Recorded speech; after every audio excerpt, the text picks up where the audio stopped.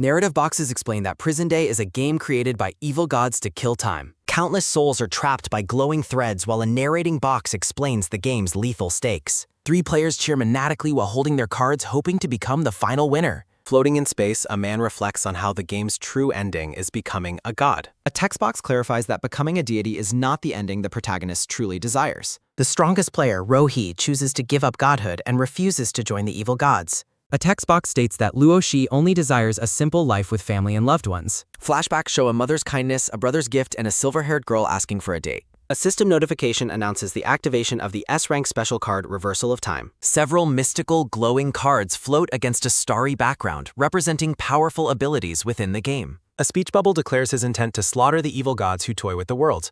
A glitchy digital eye stares intently as data fragments float across the glowing blue screen. The hero's resolve hardens as he prepares for a new, thrilling, action-packed journey ahead. A moment of pause occurs while the credits acknowledge the hands behind the story's translation. A final disclaimer marks the end of the chapter's introductory information before the story proceeds. Evil gods created the game Prison Day 20 years ago, bringing both disaster and opportunity to Earth. A text box explains that humans are randomly forced to participate in stages with varied rules. A dark silhouette with glowing eyes presents several powerful cards that can change a player's life. Narrative text explains that losers pay with their lives, remaining trapped in the game forever. Everyone believes they can defeat the boss and win, though most are tragically mistaken. A narrator reveals that they were the only survivor of the brutal game amidst a graveyard. Floating in space, a man realizes that the ultimate prize is to become a divine being. Rohi tells the evil gods that he is turning down their offer of godhood. A giant red eye offers Rohi eternal life and supreme power if he joins them. The giant eye tells him that as the sole survivor, he alone is qualified to rule. The giant eye asks if he is certain about giving up the right to become God. Rohi explains that despite making rational choices to survive, he has lost everything he loved. Flashbacks revealed the lifeless bodies of his mother, his friends, and the girl he cared for. The giant eye asks Rohi what it is that he truly wants after everything. Rohi wants his boring daily life back with everyone alive, remembering his mother's warm call. Memories of family and a date offer appear as Rohi laments their destruction. The giant eye mockingly tells him to watch as his home planet is shattered into pieces. A glowing yellow card suddenly manifests in his hand, shining with a powerful, intense light. Rohi dismisses the threat, stating that he will be coming back to the world again. Rohi claims he holds the S-rank card number 005, which even gods cannot control. He explains that he kept the time reversal card to fix his regrets and save everyone. A skill effect box details the card's power to reset time and restore original conditions. The giant eye expresses shock that he actually managed to obtain such a powerful card. A faint red glow persists as the surrounding darkness begins to shift and change. A golden system window confirms the activation of the time reversal card effect. Surrounded by golden code, he vows to return and erase the gods with his own hands. Shifting blue digital bars in pixelated numbers fill the screen as reality begins to distort. Glowing blue blocks in data sequences cascade downwards, signifying the transition of time and space. A close-up of a blue eye reveals the intense focus of the user during the transition. The black-haired man bolts upright in a hospital bed, gasping for air after the intense experience. He stares wide-eyed and sweating, overwhelmed by the sudden change in his immediate surroundings. Looking at his hands, he expresses shock and disbelief that he has actually returned to the past. He realizes he is in a hospital gown at the Qingshan City Psychiatric Hospital. The black-haired woman looks at him with concern, asking if he is seeing bad things again. The woman holds a bun in her hands, reflecting the mundane reality he fought to regain. His mother leans in close and gently reassures him that she is there. Rohi reflects on how his mother became a vegetable after he entered the game.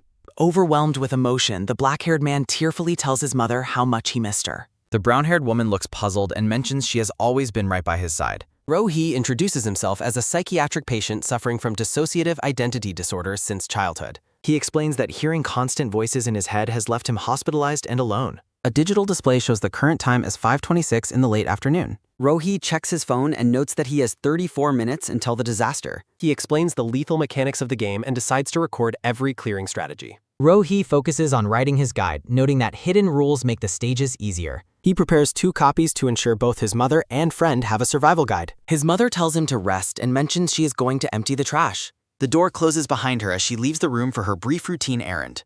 Rohi recalls how his mother insisted on his treatment despite his father's cold abandonment. He recounts his father walking out on the family after draining all of their savings. Despite constant hardship and exhaustion, his mother raised him alone and taught him to learn. He He realizes that he actually possessed everything he ever wanted before he lost it all. Shu Qing enters the hospital room carrying a bag of oranges to visit his friend. The buzzcut man is confused and asks if it has really been such a long time. A narrative box identifies the man with the buzz cut as Zhu Qing, his only friend. Text explains that while other parents avoided him, Shu Qing chose to stay by his side. A flashback shows Zhu Qing bravely defending a younger Ro-hee from bullies in a bathroom. Ro-hee laments that his best friend died horribly while trying to help him clear stages. Recalling a tragic death, Ro-hee vows to never let that kind of tragedy happen again. Shu Qing asks if he is writing a novel, and Ro-hee clarifies it is a guide. Shu Qing is shocked that the doctor is letting him play games despite his medical condition. Shu Qing excitedly compares it to a legendary masterpiece that simply must be played by everyone. Ro-hee hands him the notebooks and instructs him to give his mother a copy later. He emphasizes that the guide will be a huge help when a critical moment finally arrives. Shu Qing agrees to help but privately thinks that his friend is acting very strange today.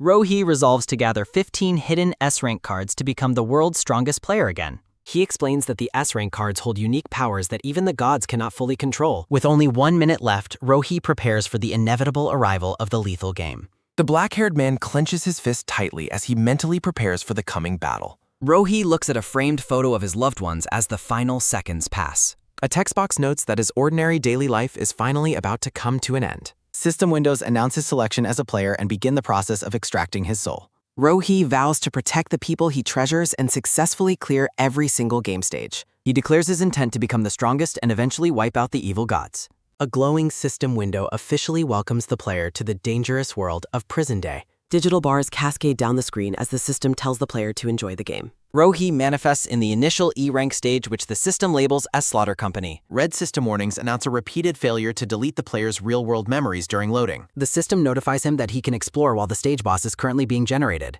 Ro-hee observes his surroundings and notes that everything is exactly like his previous life's experience. He explains that beginners usually lose their memories and believe the game world is their reality. Ro-hee stands in a large office filled with cubicles, realizing he is in Slaughter Company. Ro-hee notes that clearing this low-level stage requires killing 3 distinct boss-level monsters. Ro-hee opens his status panel and sees his level 0 stats and an unidentifiable blessing. He wonders if his unidentifiable blessing is why he was able to keep all his memories. Ro-hee ponders his next move while dismissing a system notification to get some stats. He recalls a hidden side quest in this stage that rewards an important attribute card.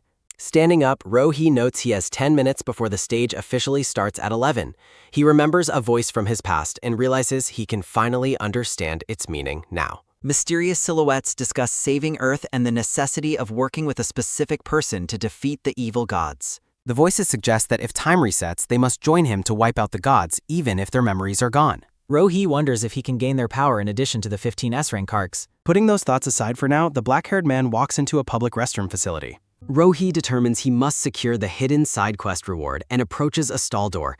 A system notification confirms he has reached a special coordinate for a hidden side quest. A digital window displays the title of the hidden quest as The Secret Hidden in the Men's Room Stall. Ro-hee kicks the door open, determined to clear the quest objective now that the prompt has appeared. A small blue-horned cat monster with glowing red eyes reacts with shock to his sudden entry. A system window identifies the creature as the urban legend monster known as Scaredy Cat.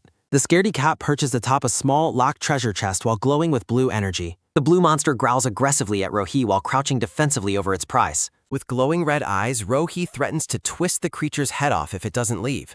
The monster recoils in absolute terror at his overwhelming killing intent. The Scaredy Cat flees the restroom in tears as Ro-hee watches it run away. A system message confirms the monster's defeat and grants Ro-hee ownership of the treasure chest. Ro-hee explains that the monster is weak and will always run away if sufficiently frightened. A notification warns that the mysterious treasure chest cannot be opened without a key. Ignoring the system's logic, Ro-hee uses a powerful kick to smash the wooden chest open.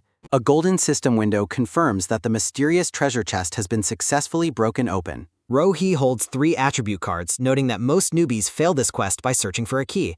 He thinks this is actually a very efficient quest for anyone who can drop their preconceptions. The system lists his rewards as E-rank cards for stamina, agility, and strength. A close-up view highlights the 3 basic attribute cards he has successfully obtained. Ro-hee prepares to activate his player stats using the red, blue, and yellow cards. Glowing with green energy, Ro-hee commands the cards to activate, increasing his basic attributes by 1. He notes that even a small boost puts him far beyond the capabilities of normal humans. Ro-hee's status panel reveals his level 0 stats and a blessing with an unidentifiable effect. Ro-hee delivers a powerful punch that shatters the stone wall, testing his newly enhanced strength. He reflects that his current stats and previous life's experience will make clearing the stage easy. Rohi vows to protect the world from the giant, multi-eyed entity looming in the cosmos. Rohi realizes he needs to figure out the power of the voice in his head. A system window reminds him of his unidentifiable blessing. Looking upward, Rohi demands an answer from the entities who granted him the mysterious blessing. He laughs to himself, realizing the gods are unlikely to respond to his direct questioning. A blue voice from the darkness suddenly replies that his answer depends on his own actions. Rohi looks back in surprise as a massive dark silhouette looms over him in the darkness. A single blue character glows against a dark background as the scene shifts. The voice informs Rohi that they have been watching him for a very long time. Rohi asks who they are and why they are helping him, but the entities demand he prove his worth first. The voice tells him to go and fight because his time is almost up. Rohi resolves to prove himself and obtain their power as a bell rings out. A system window announces the end of the countdown and the activation of strategy mode. The system welcomes players to Prison Day and identifies the E-rank stage as Slaughter Company. A red warning window states that leaving a workstation results in failure as the countdown begins. Rohi sprints through the office, confident his agility stat will allow him to reach safety. A red-haired man and his companion express their hatred for games and threaten to leave. As the countdown hits 0, the two rule breakers' heads explode while Rohi ducks for cover. He thinks that there is always some idiot who can't read the situation. Terrified survivors scream as blood splatters the room, realizing the lethal game is truly real. Rohi coldly observes that failing to follow the rules results in a very fast death. Survivors panic as the main entrance is sealed behind a red digital barrier. The system warns that the E-rank boss cleaning crew is appearing and commands players to find weapons. Survivors scream in despair at the unfairness of the game. Rohi watches as the first boss appears, noting that the condition to clear this stage is defeating every boss. The glowing green monsters approach as their leader declares it is time to start cleaning up the human trash. A system window displays the stats of the cleaning captain boss who uses a steel broom and a sharp dustpan. The profile for the level 1 cleaning worker highlights its cleaning mastery skill, which increases strength when using tools. A purple-haired man looks at the muscular survivor who dismisses the boss as a weak E-rank monster. The buzzcut man tells the survivors not to be scared because he will defeat the boss and save everyone. Rohi warns the man not to act rashly because these monsters cannot be judged with normal human logic. The black-haired man notes that normal humans cannot handle level 1 monsters whose stats are higher than 0. The muscular man tells Rohi to be quiet, claiming the younger man only survived through sheer luck earlier. The buzzcut man explains that striking first will allow him to take the top spot on the kill rankings. He imagines a future where his big score allows him to become a billionaire living a life of luxury. Laughing loudly, the muscular man throws a punch and tells the monsters they will become part of his fortune. The cleaning captain monster instantly retaliates by swinging its glowing green weapon through the man's torso. Terrified survivors watch in horror as the muscular man is decapitated and his head hits the floor. The monsters charge forward as the cleaning captain announces the cleanup has begun while survivors beg for their lives. Survivors scream for help while the monsters mockingly call them trash that must be cleaned up immediately. Rohi moves with incredible speed, focused on engaging the monsters before more people are killed. Intervening in the slaughter, Rohi declares himself as the monster's opponent and delivers a powerful orange-colored strike. The force of the black-haired man's attack slams a worker monster violently into the office floor. Rohi tells the others that they must fight back and kill the bosses to clear the stage. He notes that killing these low-level bosses is an essential step to gaining strength and defeating the evil gods. Shocked survivors observe the battle, realizing that Rohi is strong enough to instantly kill the monsters. A monster on the ground continues to mutter about cleaning trash, prompting a survivor to warn that it's moving. Rohi delivers a massive vertical energy strike to ensure the fallen monster is completely destroyed. A red digital light descends upon the defeated creature as the system begins its deletion process. Rohi explains that rewards are only granted once a monster is truly dead, so he always finishes them off.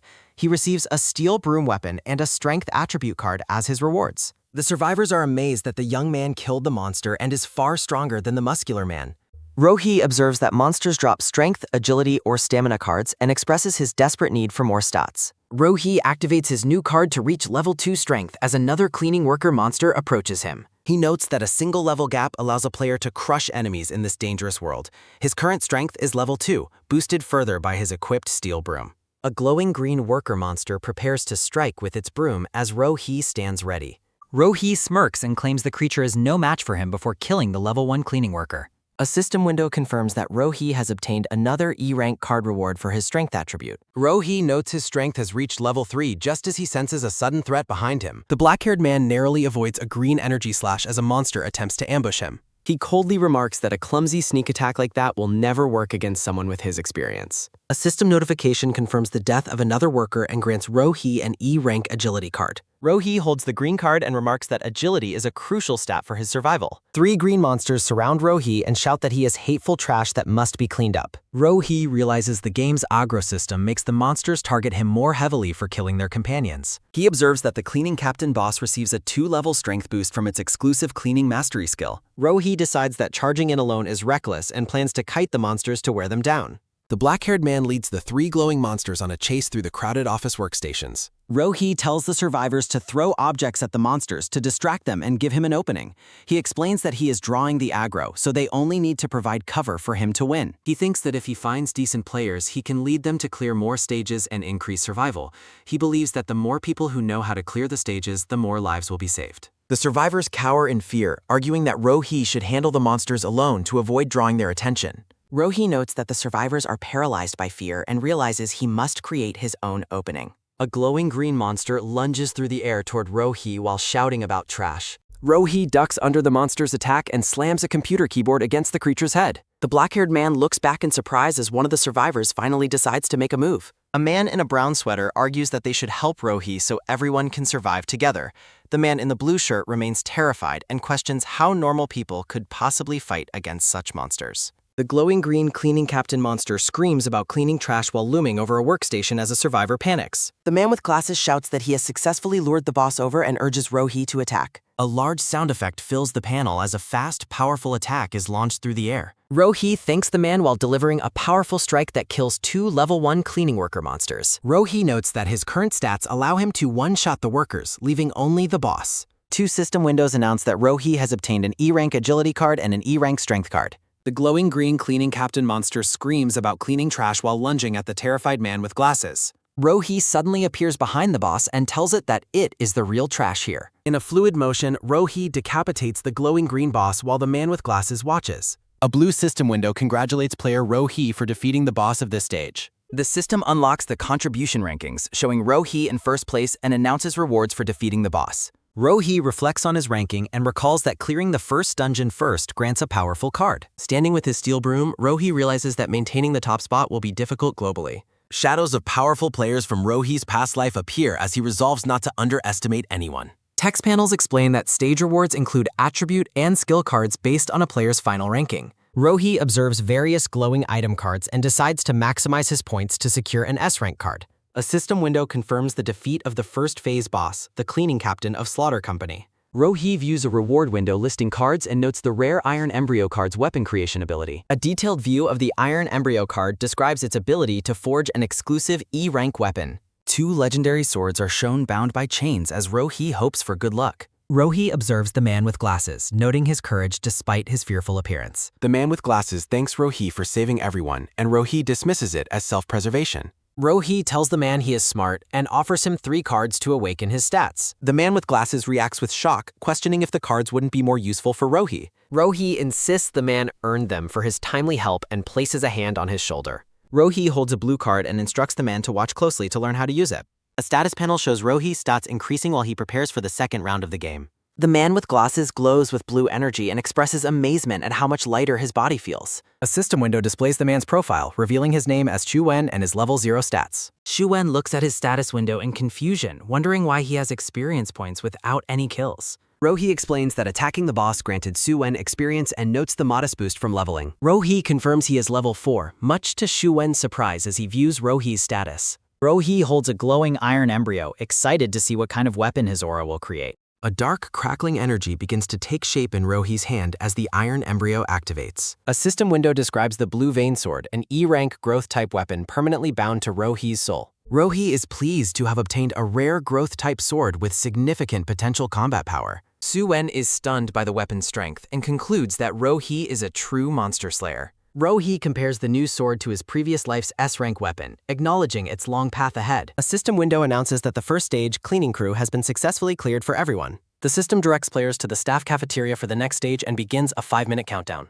Rohee invites Shu Wen to join him, explaining that he needs smart people for future stages. Shu Wen enthusiastically agrees to follow Rohee, and the two prepare to head to the next area. Other survivors beg Rohee to take them along, offering money or service for his protection. Several men block Rohee's path and demand he save them, but he threatens to treat them as monsters. The survivors recoil in terror as Rohee and Zhu Wen walk past them toward the exit. Two survivors exchange a worried look as they watch Rohee's back, shaken by his cold intensity. Shu Wen asks why Rohee won't take the others, and Rohee explains their cowardice is a liability. Rohee states that he isn't a noble savior and is only focused on saving those he loves. Rohee warns Shu Wen about the next boss's mental corruption and tells him to use the cleaning card. A system window confirms they have reached the staff cafeteria as Rohee notes the pleasant atmosphere. The system warns that only 1 minute remains as a glowing red monster looms nearby. Shu Wen reacts with terror as a red silhouette manifests before him in the cafeteria. Rohee explains that the executioner monster punishes latecomers while leading Shu Wen to safety. Rohee instructs Shu Wen to sit while the latter worries about their arrival time. The black-haired man notes that quick decisions prevent lateness while most people waste time hesitating. A system notification shows the countdown at 52 seconds as Rohee reflects on fear. Survivors desperately rush into the cafeteria as the countdown hits 10 seconds, narrowly avoiding death. Rohee urges the new arrivals to find seats as the executioner stands by the door. A man expresses relief for making it inside just as the countdown timer hits 0. The red monster executes the man for being too slow, declaring that time has expired. Survivors lament their hesitation upstairs as they realize the boss monster appeared faster than expected. A tray filled with green slime rattles ominously as it is moved across the floor. A glowing red chef monster pushes a cart while chanting a command for everyone to eat. Shu Wen stares in horror at a plate filled with glowing green, pulsating organic matter. The man with glasses realizes the horrific truth that the dishes are made of former monsters. A system window announces that viewing the meal triggers a mental corruption debuff for players. Terrified survivors experience significant stat reductions as the mental corruption takes hold of the room. Shu Wen realizes that the multi-stat debuff has made clearing the stage significantly more difficult.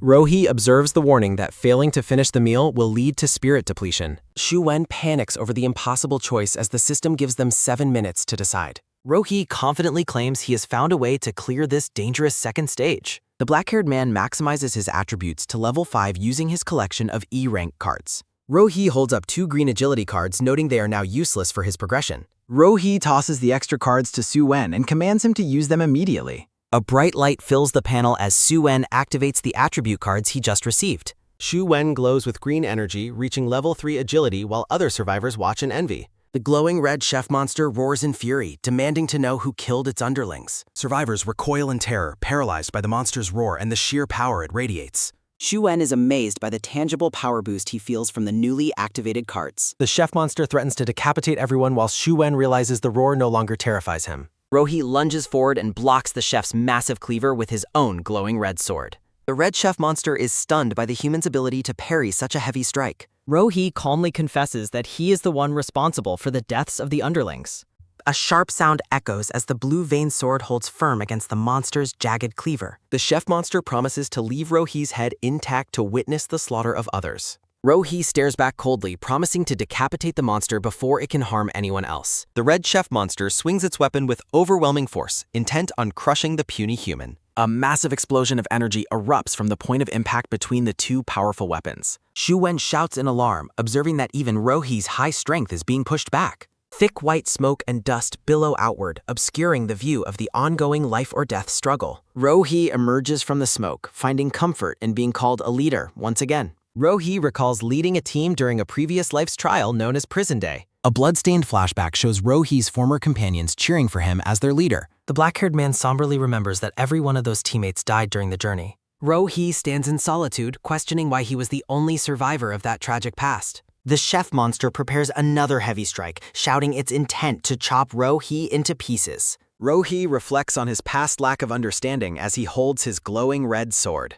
Rohee realizes the true meaning of leadership and delivers a final lethal strike of energy. A massive vertical energy slash cuts through the air, heading directly for the glowing red monster. The panel shows the aftermath of the impact as the powerful strike connects with its target.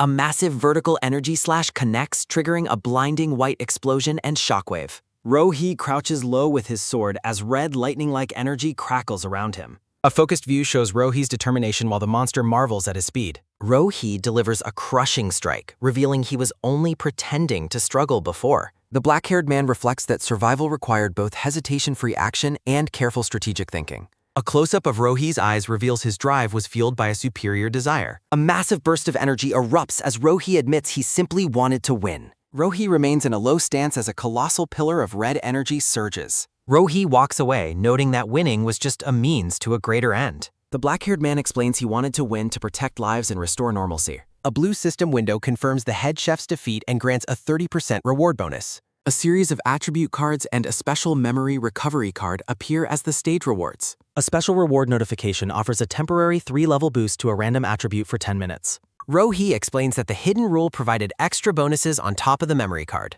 Rohi views the rankings, showing himself in first place with 1,700 contribution points. Rohi recognizes his future allies while recalling how previous difficult stages decimated humanity's strongest. The black-haired man resolves to obtain an S-rank card to counter future world-ending events. Rohi looks upon the shadowy figures of his former rivals from his previous life. System windows announce the cafeteria is clear and direct all players toward the final escape states. Rohi observes the 5-minute countdown and notes the arrival of the most difficult stage. Rohi tells Su-wen it is time to go, and the latter complies immediately. Shu-wen stops the black-haired man, prompting a confused look from the busy leader. The man with glasses holds out a clean white tissue in the palm of his hand. Shu-wen offers the tissue so Rohi can wipe the blood from his face. The man with glasses laments his perceived uselessness and wishes he could provide better support. Rohi silently observes that most people in this harsh world are still fundamentally kind. The black-haired man assures Su-wen of his utility, making the man with glasses beam. Glowing blue silhouettes of soldiers note the player's progress and prepare for their upcoming arrival. A blue monster with a jagged grin commands his forces to consume every last human. A system window warns that failing to reach the lobby before the timer ends results in failure. Rohi explains that combat effectiveness depends on both stats and a person's inherent nature. A glowing aura surrounds Rohi as Su-wen looks at him with intense admiration. The two men stop their descent as they reach a landing on the concrete staircase. Rohi tells Su-wen to wait for others and warn them that running leads to failure. Shu-wen expresses concern for Rohi, who intends to solo the dangerous upcoming monsters. Shu-wen salutes while Rohi reflects on a hidden rule that simplifies the next stage. Rohi realizes he needs the original top-tier player to clear the lobby's elite guards. Glowing blue security guards stand ready to intercept any survivors attempting to exit the building. Rohi recalls that soloing this stage in his past life led to certain death. The black-haired man turns around as a voice shouts a greeting from the stairs above. Rohi smirks with satisfaction, noting that a famous figure from his past has arrived. Rohi reflects on how this newcomer was once the backbone of their survival team. A muscular, red-haired man named Shu Zhengyang stands surrounded by a flickering aura of red energy. Shu Zhengyang asks if Rohi is insulting him while Rohi offers a friendly reminder. The red-haired man lunges forward, determined to prove his superiority and defeat Rohi fairly. Shu Zhengyang leaps through the air, declaring his intent to kill the next stage's boss. Rohi remains perfectly calm and informs the lunging man that they are not equal. The black-haired man effortlessly catches Su Zhengyang's punch with his bare hand, causing a shockwave. Shu Zhengyang is stunned by Rohi's superhuman strength and wonders if it is a buff. Rohi offers 3 attribute cards in exchange for teaming up against the tricky next stage. The red-haired man looks toward Rohi, asking if he truly intends to team up. Rohi tosses an E-rank special card that restores memories, which shocks the red-haired man. Rohi explains that the Slaughter Company erases memories to prevent people from uniting through shared weaknesses. Rohi observes that the enemies understand human nature far too well as a giant eye watches. Shu Zhengyang activates the memory card to awaken his heart's memories while a green aura surrounds him. Rohi reflects that knowing the red-haired man's real-world weak spot makes his cooperation a certainty. Shu Zhengyang remembers his brother waiting outside and resolves to get out of the trial alive. Shu Zhengyang asks if teaming up will ensure they clear the stage, and Rohi confirms it. Shu Zhengyang's level 1 stats appear as he promises to remember this favor from Rohi. Rohi commands the red-haired man to hold off minor enemies while he approaches the lobby doors. Rohi activates his strength cards and the chef's buff, reaching level 7 strength and level 5 agility. A system window confirms a 10-minute strength boost of 3 levels, which Rohi considers very lucky. Rohi notes that the stage is easier now and mentions a hidden rule for more strength. Glowing blue security guards emerge to intercept the two men as they enter the ground floor lobby. The blue monsters mock the human's scrawny appearance, claiming there is barely any meat on them. The jagged-toothed blue monsters laugh while wondering how many hits the two humans can actually withstand. Shu Zhengyang feels immense pressure facing monsters head-on and wonders if the two of them can win. Rohi claims they can wipe the monsters out while Su Zhengyang is inspired by his courage. Rohi notes that the random strength buff makes the stage easier as they gain extra levels. Rohi attacks with a dark grin, declaring that he is the real boss of this floor. Zhu Zhengyang warns that Rohi is being too reckless as he lunges into the monster group. In a flashback, Su Zhengyang remembers fighting illegible opponents in underground boxing matches as the crowd cheered. The The red-haired man recalls the strategy of finding the best time to strike back in a fight. A boxer with a malicious grin looms over Zhu Zhangyang and his memories of the underground match. Zhu Zhangyang recalls the strategy of observing attacks clearly before finishing an opponent with a single blow. Rohi thinks charging in blindly will cost the monsters as they attempt to eat him. A system window reveals the security guard stats as they mock Rohi's perceived physical weakness. Rohi delivers a massive blue energy swing that sends a blinding shockwave across the entire lobby. Xu Zhengyang is stunned by Rohi's speed, realizing the black-haired man had been holding back before. The monsters realize Rohi is dangerous and command their allies to use their group skill immediately. A system notification warns all players to reach the lobby in 56 seconds or face failure. A thought bubble explains that players will be attacked upon reaching the lobby despite the remaining time. Rohi resolves to clear a safe area for the survivors as the timer hits 49 seconds. Xu Wen coordinates the survivors into an orderly line as the lobby countdown hits 45 seconds. Xu Wen stalls for time to bring everyone in last while Rohi notes how sharp he is. Xu Zhengyang decides to go help Rohi after observing that the monsters seem relatively weak. The red-haired man clenches his bandaged fists, preparing to join the struggle against the blue guards.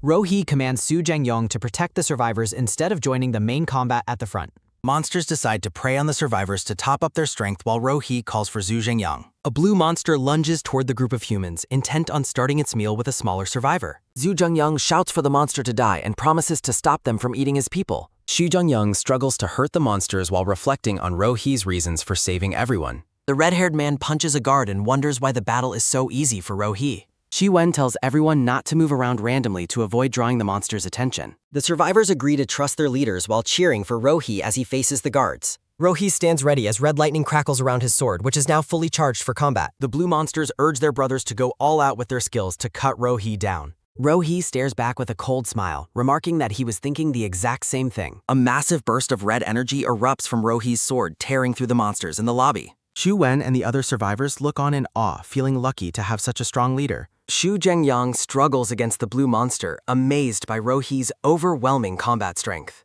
The black-haired man levels his glowing sword, calmly announcing that it is now his turn. The security captain's stats appear as he expresses a sadistic joy at the thought of killing. Rohi stands defiantly before the massive glowing blue silhouette of the formidable security captain. The man with glasses and the survivors gasp in terror at the boss's terrifying stats. Rohi reflects on the massive death toll this specific boss caused in his past life. The black-haired man lunges at the glowing monster, trailing a streak of vibrant red energy. A massive red energy slash rips through the lobby, signaling the start of the engagement. Rohi resolves to change fate this time while the jagged-toothed monster prepares its strike. Moving with blinding speed, the black-haired man determines that he is strong enough alone. Rohi delivers high-speed slashes against the monsters as his allies watch the carnage below. The final boss is decimated as Rohi's updated level 8 stats appear on screen. Rohi credits his massive power boost to stacking multiple attribute cards and the chef's buff. Standing over the dissipating boss, Rohi notes his vast improvement compared to his previous life. The survivors stare in open-mouthed shock, realizing Rohi is no longer at a human level.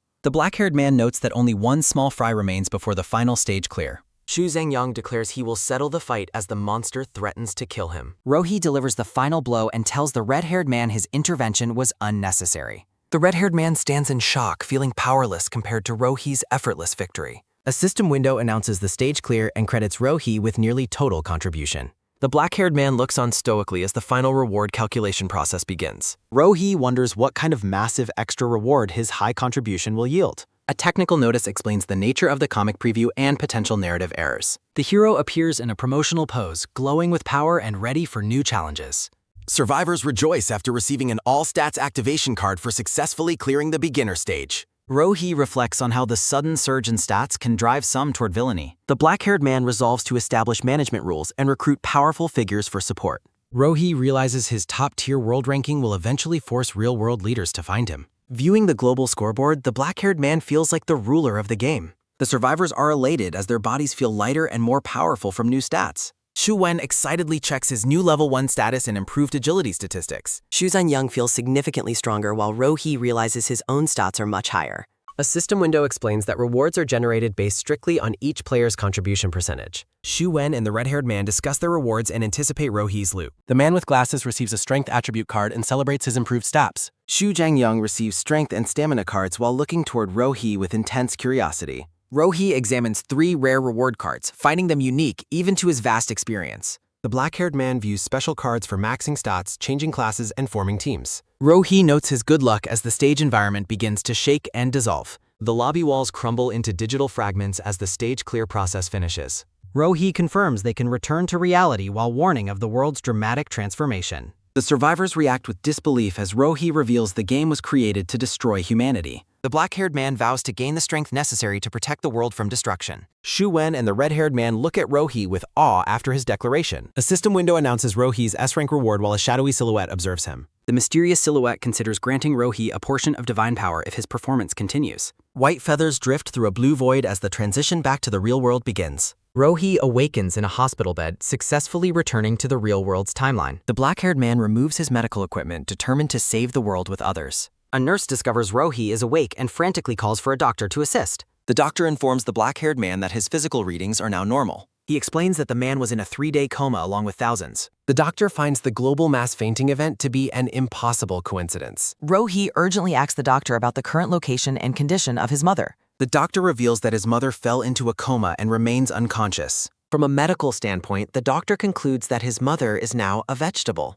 Rohi realizes that his mother was also selected as a player this time. He reflects on how Prison Day systematically pulls groups into the game in batches. Those who lose in the game's trials are left in a permanent vegetative state. The black-haired man decides to use his most important asset for his mother's sake. Memories of his mother's hard work drive his resolve to ensure she lives well. He reveals a special S-rank card named Freedom is hidden within his own pocket. Rohi decides to use the rare card to release his mother immediately. A blinding golden light erupts as he activates the card, startling the nearby doctor. The doctor shields his eyes from the sudden, intense radiance filling the hospital room. Sweat beads on the doctor's face as he witnesses a scientifically impossible event occur. The doctor stares in total shock as the supernatural light begins to settle slowly. The mother wakes up in her hospital bed, confused about her current medical surroundings. Overcome with relief, Rohi tightly embraces his mother as she calls his name. He vows to his mother that she will never face any danger again. The doctor stands frozen in disbelief, wondering if he just witnessed a literal miracle. The scene shifts to a serene blue expanse as the hospital moment concludes. A system screen displays the world contribution rankings with Rohi at the top. Hidden figures observe the rankings, intent on recruiting the player ranked first in the world.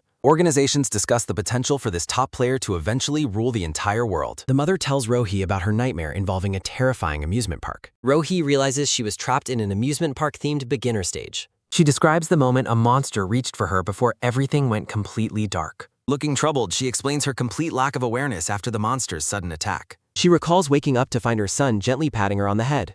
The mother dismisses the entire ordeal as a strange and very realistic dream. Rohi gently informs his mother that the events she experienced were not dreams. A voice outside belongs to Qingzai, who excitedly claims he crossed into another world.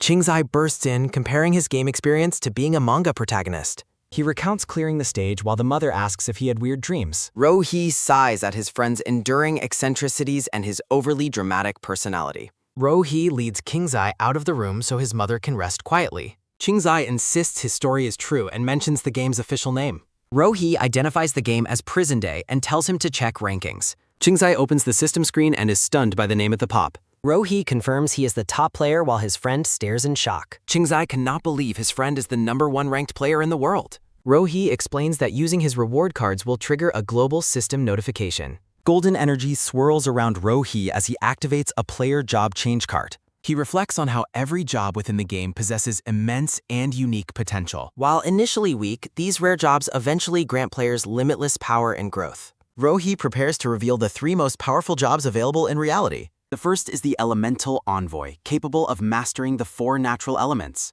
The second is the Dragon-Blooded Descendant, allowing transformation into a giant black flame dragon. The final job is the Wisdom Seeker, granting mastery over time travel and reality. The black-haired man stands within a digital void, wondering what random job the system will grant him. A system window reveals that Rohi has acquired the enigmatic job title of Myriad Novice. Rohi looks surprised and notes that Myriad Novice is a job he never heard of even in his previous life, while the system confirms the successful job change despite its unknown rating. A detailed notification explains that the resonance of tools talent allows Rohi to perceive the principle of all things and achieve perfect unity with any weapon or object, while a flowchart reveals 4 hidden advancement stages. Rohi observes that while normal jobs have 3 stages, this one has 5 and an unprecedented level of difficulty, making him curious about the final form of its power. The black-haired man feels a surge of excitement and curiosity despite his history as a top-tier player in his past life. Qingzai bursts into the room shouting that Rohi is the first person in the world to successfully change jobs, holding up a screen filled with garbled system text.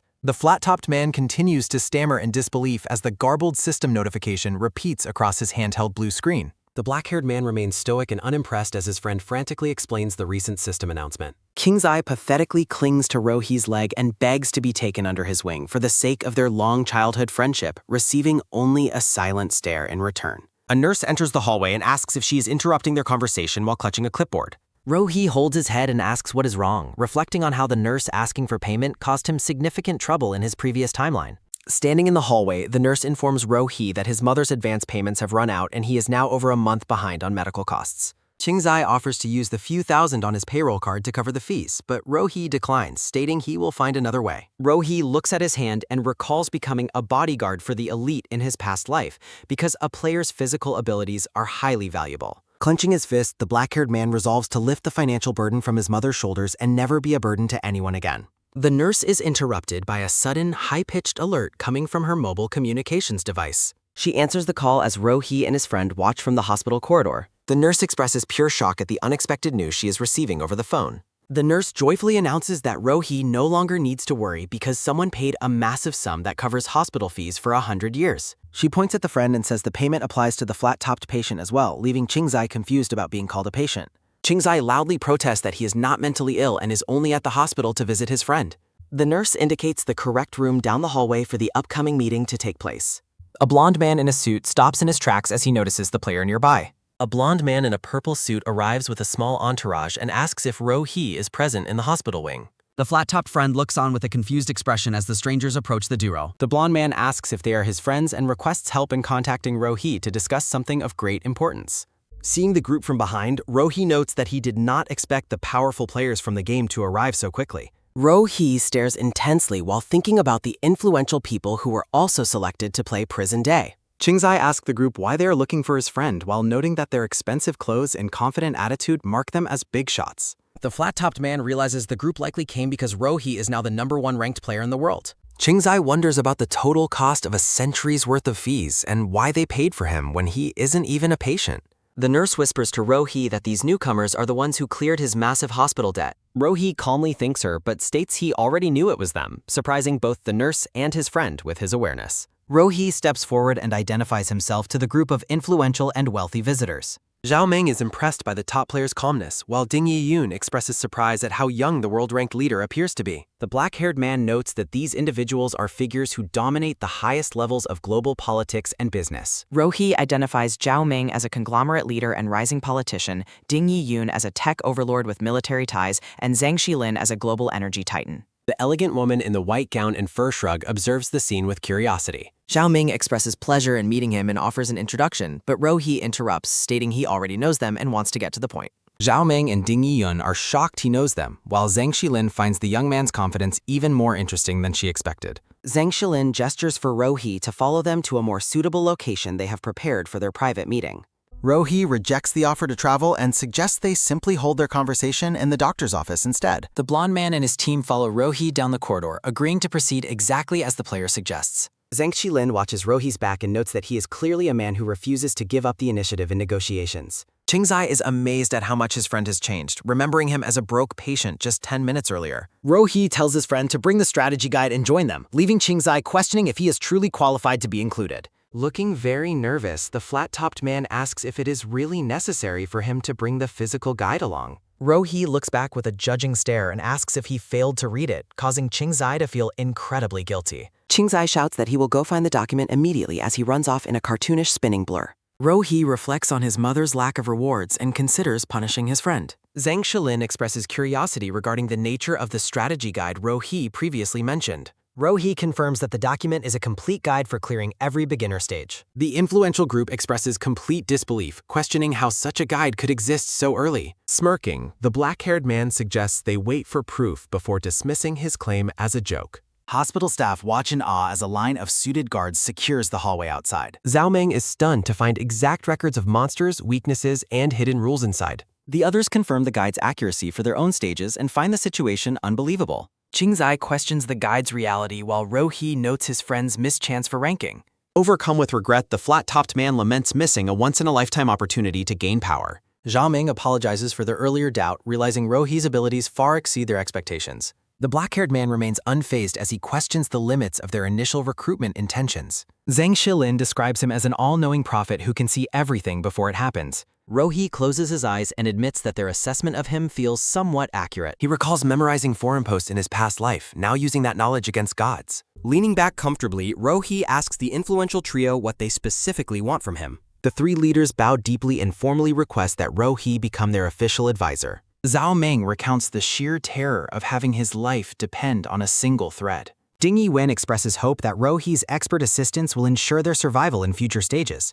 Zhang Shilin admits their fear of dying when they are eventually summoned back to the being. Qingzai watches his friend with a mixture of concern and awe during the intense negotiation. Zhao Ming vows that they will accept any conditions the top player chooses to name. Rohi considers the offer as his friend admires how cool he looks in this moment. Qingzai fantasizes about using massive wealth to free his family from a life of poverty. The black-haired man declares that he will help only if they agree to 3 conditions. Qingzai is impressed by the masterfully bold move of demanding 3 wishes from the group. The 3 big shots eagerly agree to any number of conditions and urge him to speak. Rohi demands the guide be spread globally, while Qingzai worries his friend isn't asking enough. The group is shocked he would give away a life-saving treasure without seeking a profit. Rohi points out that they already received the supposedly precious information for free from him. Stunned by his selflessness, the group acknowledges the young man's incredible generosity toward the world. He explains that his true goal is to save as many human lives as possible. A close-up reveals the unwavering determination in Rohi's eyes regarding his humanitarian mission. The visitors realize he is genuine and note that such a kind-hearted man is incredibly rare. Bowing again, they agree to his first request and promise to distribute the guide worldwide. Rohi sets a second condition requiring them to establish regulations for controlling powerful players. Zhao Ming agrees, stating they were already planning to prevent players from bullying normal people. Looking serious, Rohi warns them that his final condition might prove to be quite difficult. The trio becomes visibly tense as they worry he will ask for something beyond their capabilities. Internally, Qingzai begs his friend to finally ask for money as his last request. Rohi requests a modest home so he and his mother can leave the psychiatric hospital. He explains that his only desire is for his mother to live a normal life again. The big shots are confused by the simple request while Qingzai collapses in pure disbelief. Rohi explains that asking for personal gains feels bad and he refuses to be a beggar. Relieved, the trio agrees 1,000 times over and insists on preparing the house for him. Rohi calmly suggests that the group doesn't need to get so worked up over it. The trio sheepishly apologizes for their outburst while Qingzai laughs at the sudden change in mood. Each member of the group views the simple task as the easiest way to gain goodwill.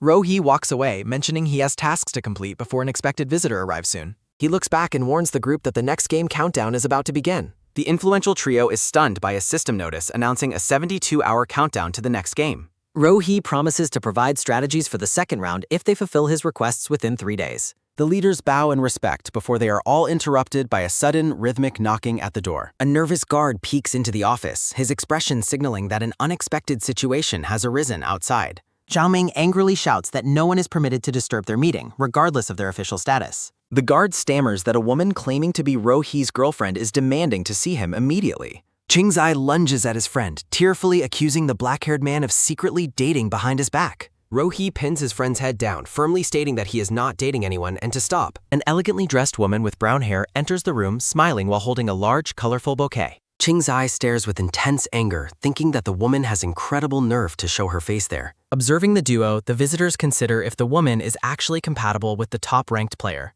The black-haired man recalls the woman previously insulting him as a mental patient who had no right to her.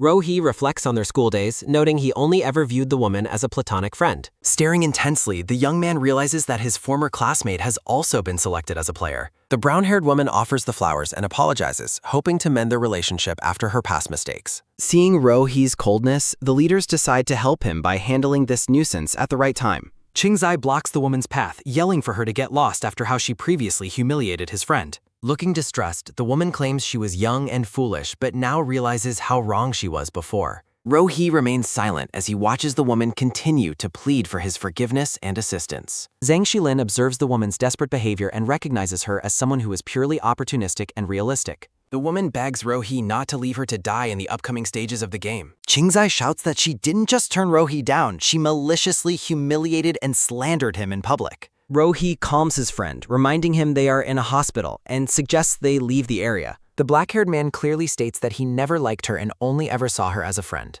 The duo turns their backs and walks away, leaving the stunned woman standing alone in the hospital corridor. Desperate, she shouts that she will be his girlfriend if he simply agrees to help her survive. The woman chases after them, vowing that she will never leave Rohee's side if he protects her. She suddenly stops in her tracks as her path is blocked by two large men in dark suits.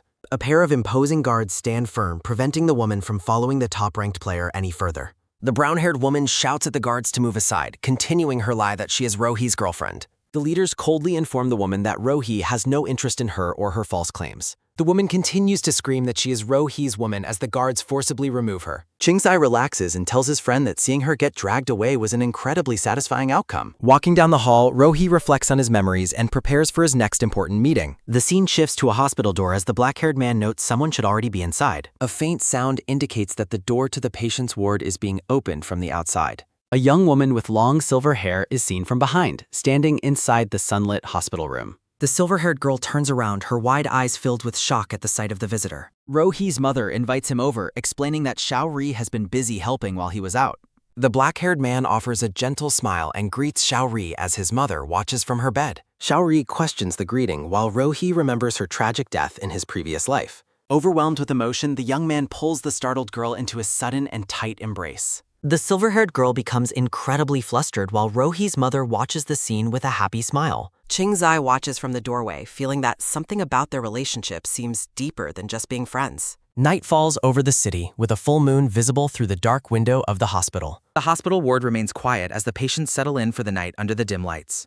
Rohee reflects on the leader's significant influence, noting they even managed to upgrade his mother's room. A blue system window appears in the dark, showing that only 63 hours remain until the start. Sitting on his bed, the young man calculates that the next stage will match his memories of the past. A notification confirms that after changing jobs, he has successfully gained the skill Resonance of Tools. The black-haired man touches the hospital bed, realizing his new skill changes how he perceives physical objects. He explains that activating the ability allows him to feel the intricate details of whatever he touches. Observing the bed structure through a wireframe view, he notes his understanding of the object has become incredibly detailed. Looking around the ward, he realizes he can perceive the structural integrity of his immediate surroundings. Rohee identifies a loose screw on the bed leg, proving his analysis can find the smallest flaws. He laments the lack of weapons in the hospital to test the full depth of his weapon analysis. The young man stares at his hands, contemplating the potential applications of his newly acquired resonance ability. A mysterious blue energy circle appears in the void, announcing that Rohee is qualified for a trial. Rohee recognizes the voice echoing in his head since birth and demands to know its identity and requirements. The voice cryptically promises he will soon know its identity but remains focused on the trial at hand. Dark wisps of energy begin to swirl around the young man as he sits in his bed.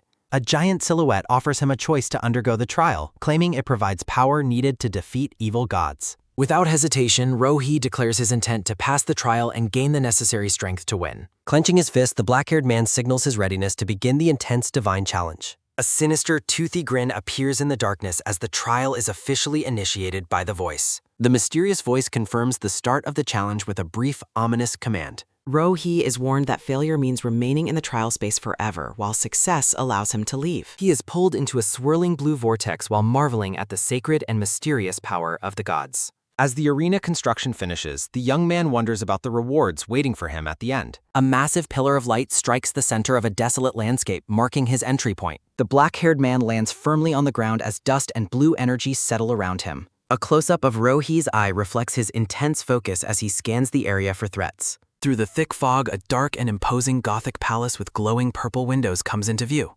Rohee stares at the massive structure, questioning if the upcoming battle will take place inside it. He stands ready as blue energy gathers at his feet, signaling the arrival of his opponent. A silhouette explains that he must kill his opponent within 10 minutes in order to successfully leave the trial. The view shifts to the detailed armor of the opponent as they prepare to engage in combat. A voice provides a cryptic hint, stating that only wisdom that sees through everything can lead to victory. The trial officially begins as the black-haired man faces off against a mysterious blindfolded warrior with long hair. A massive blindfolded knight appears with a system notice identifying him as the invincible Oathkeeper without eyes. Looking up at the towering figure, Rohee prepares himself to face the strongest swordsman in existence. The black-haired man smirks, finding the match between the top player and the strongest swordsman to be interesting. A beam of light descends, granting him a sword to use for the duration of the intense fight. Rohi attempts to use resonance on the provided sword, but finds it cannot resonate because it isn't real. He realizes that his skill only works on physical objects and that the provided weapon is an illusion. Deciding not to waste time, he prepares to push straight through the enemy and clear the trial quickly. The knight unleashes a powerful swing, which Rohi successfully parries while challenging the swordsman's legendary strength. Sparks fly as their blades meet, and the young man acknowledges the impressive power behind the knight's strikes. The combat intensifies as the massive knight maneuvers with surprising speed, forcing the man to stay alert. The armored warrior raises his greatsword high, preparing to deliver a devastating downward blow. Rohi notes that despite using a heavy greatsword, the knight's follow-up attacks are incredibly fast and heavy. Seeing a shift in the warrior's stance, he realizes the knight is winding up for a finishing move. The greatsword slams into the ground, creating a violent shockwave that tears up the rocky surface. The black-haired man exploits an opening after the finisher, striking back to decide the fight with a single blow. He stabs through the knight's chest, noting that killing an illusionary opponent causes no mental burden. Rohi is confused when a fatal wound fails to stop the armored warrior's relentless advance. He suddenly understands the meaning of the knight's title as the strongest swordsman who will never be wounded. The young man concludes that the Oathkeeper cannot be killed by any hand other than his own. With the countdown approaching 4 minutes, Rohi searches for a non-physical way to kill his invulnerable opponent. He reflects on the earlier hint about wisdom being the key to victory, searching for the hidden answer. Rohi spots a skeleton behind the knight, realizing the truth about the protector's target. Parrying the greatsword, he notes the warrior is desperately guarding the skeletal remains behind him. The young man understands the knight's sole purpose is protecting the skeletal figure behind him. To secure a victory, Rohi decides to exploit the knight's unbreakable vow of protection. The countdown reaches 2 minutes as the silhouette notes the knight cannot be killed physically. A strike to the knight's head causes a shockwave, revealing his pained expression through energy. The mysterious entity is surprised that Rohi chose a strategy other than direct combat. Rohi commands the Oathkeeper to open his eyes and witness the skeletal remains behind him. Turning around, the knight finally sees the skeletal figure lingering right behind his armored shoulder. Overwhelmed by shock, the warrior gasps as the truth of his failed oath sinks in, 15 words. The knight collapses in tears, cradling the skeleton as his legendary invulnerability finally shatters. Rohi explains that the Oathkeeper can only be defeated by witnessing his own failure. The young man realizes the provided sword was just a distraction to test his wisdom. With 51 seconds left, Rohi confidently calls out to the entity hiding in mist. The silhouette praises Rohi for seeing through the trial's simple but deceptive nature. The divine voice declares Rohi worthy of receiving a true blessing from the gods. Time passes momentarily as the scene prepares to shift back to the unfolding trial.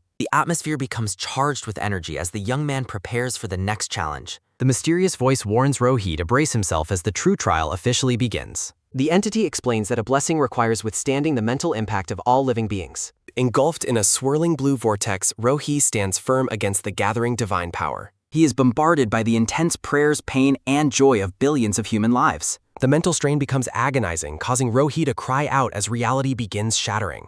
Terrifying visions of countless skeletons and death fill his mind during the intense mental trial. He falls through a void filled with screaming faces and grasping skeletal hands. Fragments of human memories, like a wedding ceremony, flash before his eyes during the test. Rohi marvels at the incredible faith and lives of everyone on Earth during the test.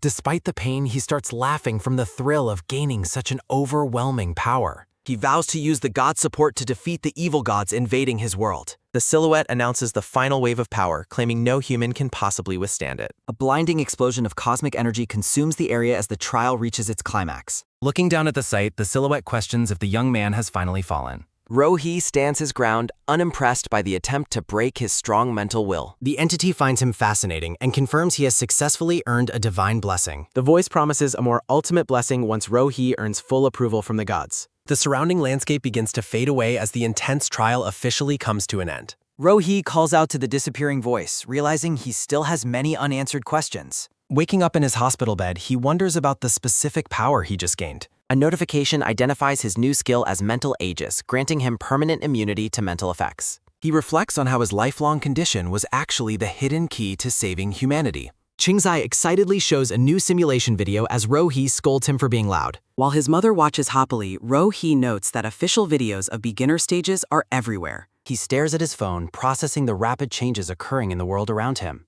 Rohi notes that an official special player management task force has already been established. Viewing the global rankings, he wonders if his actions will inspire other talented players to rise. A nurse enters the ward announcing that a motorcade has arrived to pick Rohi up. Xingzai rushes to the window, shocked to see the massive group waiting outside the hospital. Looking down, the short-haired man is awestruck by the line of luxury cars and guards. Zhang Shilin requests that Xu Cheng inform Rohi that they are here for him. Qingzai is overwhelmed with awe, confirming the leader sent a full motorcade to pick him up. Rohi prepares to leave the hospital, questioning the grandiosity of his wealthy escorts. His mother expresses deep concern that their current situation might involve some dangerous criminal activity. Rohi reassures his worried mother that he has done absolutely nothing illegal or wrong. While Rohi claims to be saving the world, the nurse dismisses his strange comments. A floating thought bubble promises that the whole world will eventually know the truth. Rohi walks out with his entourage, inviting the guards to lead the way out.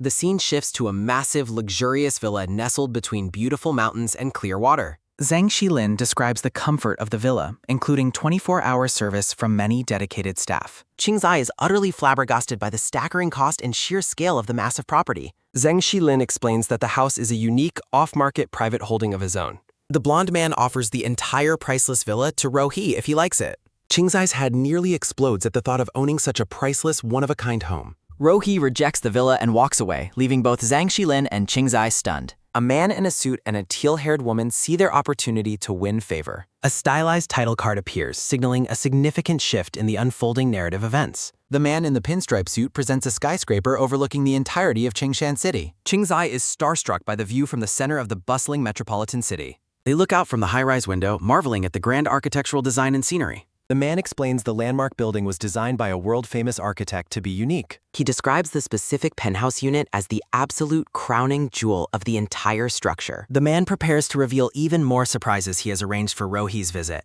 He claps his hands to summon the additional personal staff he has specially prepared. A group of maids in uniform greets Rohi as their new master with enthusiasm. Qingzai is instantly smitten by the sudden presence of so many beautiful, goddess-tier women. The maids surround Rohi, offering complete devotion while Qingzai stares in total disbelief. The other competitors are shocked they didn't think of using beautiful women as a bribe. The man in the pinstripe suit is confident no man could refuse such an offer.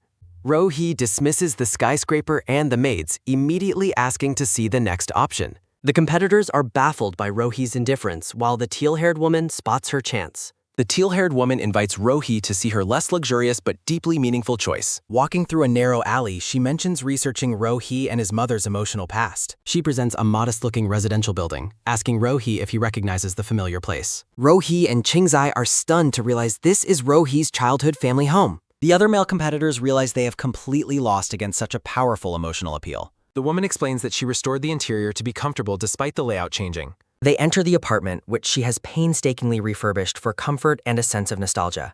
Rohi observes that the room is a perfect reconstruction of his cherished childhood memories. Rohi chooses the modest home, leaving the woman honored while the men feel defeated. Zhang Shilin and the other man lament their total loss against such a thoughtful strategy. Rohi tells Qingzai to bring out the item they have been carrying for him. The teal-haired woman is curious about the important item Rohi is about to show. Qingzai hands over a stack of detailed guides for clearing all second-tier trial stages. The woman is horrified that such priceless information was tucked carelessly into a simple waistband. She asks Rohi if these valuable guides are meant to be shared with everyone publicly. Rohi says no, but instructs her to find promising players to give them to.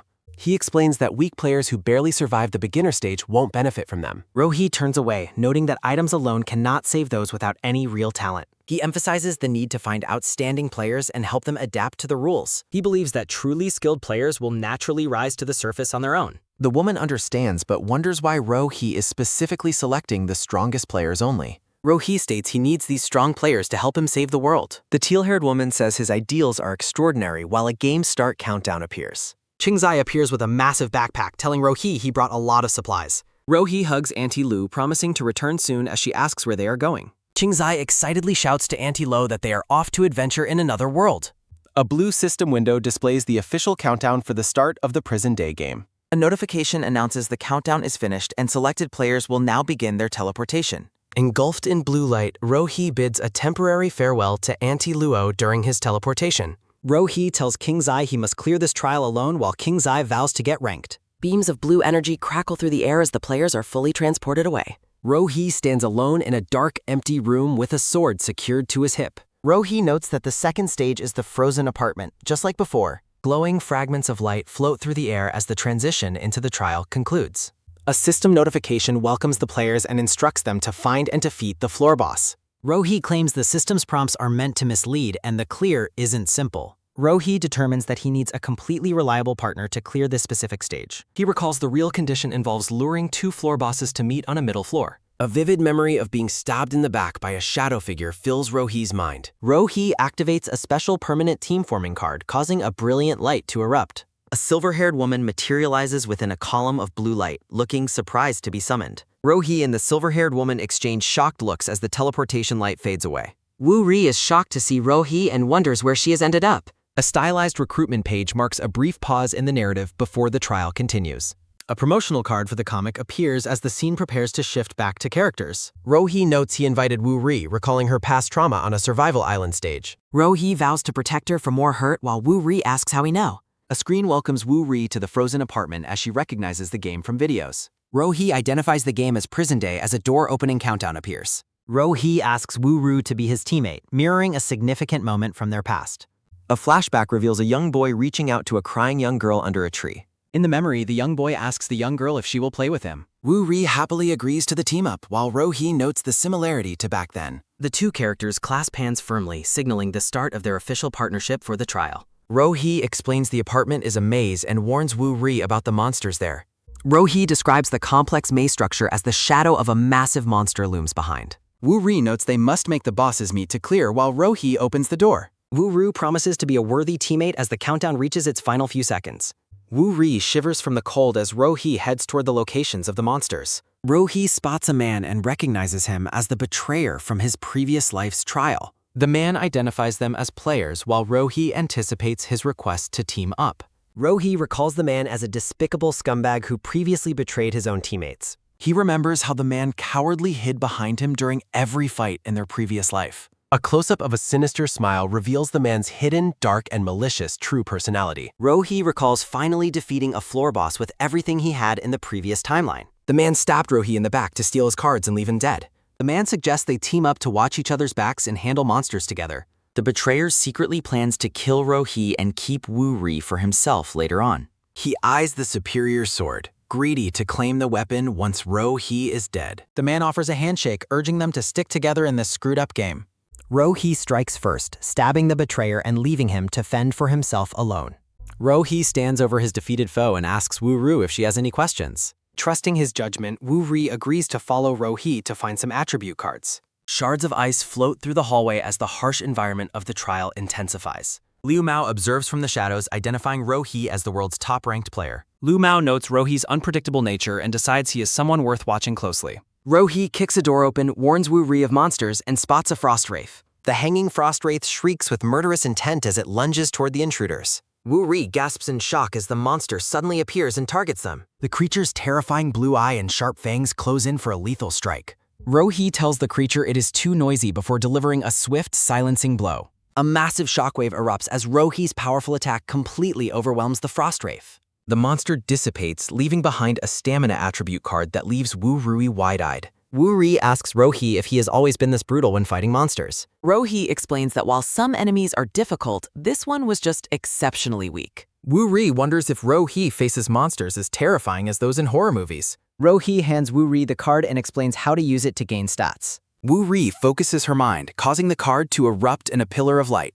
A system window confirms Woo-ri's stat increase as Ro-hee leads her onward. Woo-ri is delighted to find that her improved stats make the biting cold bearable. Ro-hee asks if he knows the game so well because he enjoys playing it. Ro-hee stops walking, his sudden silence casting a heavy, somber mood over the hallway. Seeing his dark expression, Woo-ri nervously asks if she said something wrong. 14 words. Ro-hee grimly clarifies that he doesn't find the game fun. He intends to destroy it. Ro-hee's intense, focused gaze reveals the deep-seated hatred he harbors for the cruel system. Woo-ri trusts Ro-hee's reasons as the remains of another monster vanish into thin air. A monster roars and lunges at Woo-ri, catching her completely off guard. Ro-hee catches the beast by its throat mid-air with an expression of cold indifference. 15 words. With a single, effortless squeeze, Ro-hee crushes the monster's head, ending the brief struggle. Ro-hee notes the difficulty of the stage as he laments the lack of a card. Ro-hee explains that floor bosses guarantee drops and urges Woo-ri to find them.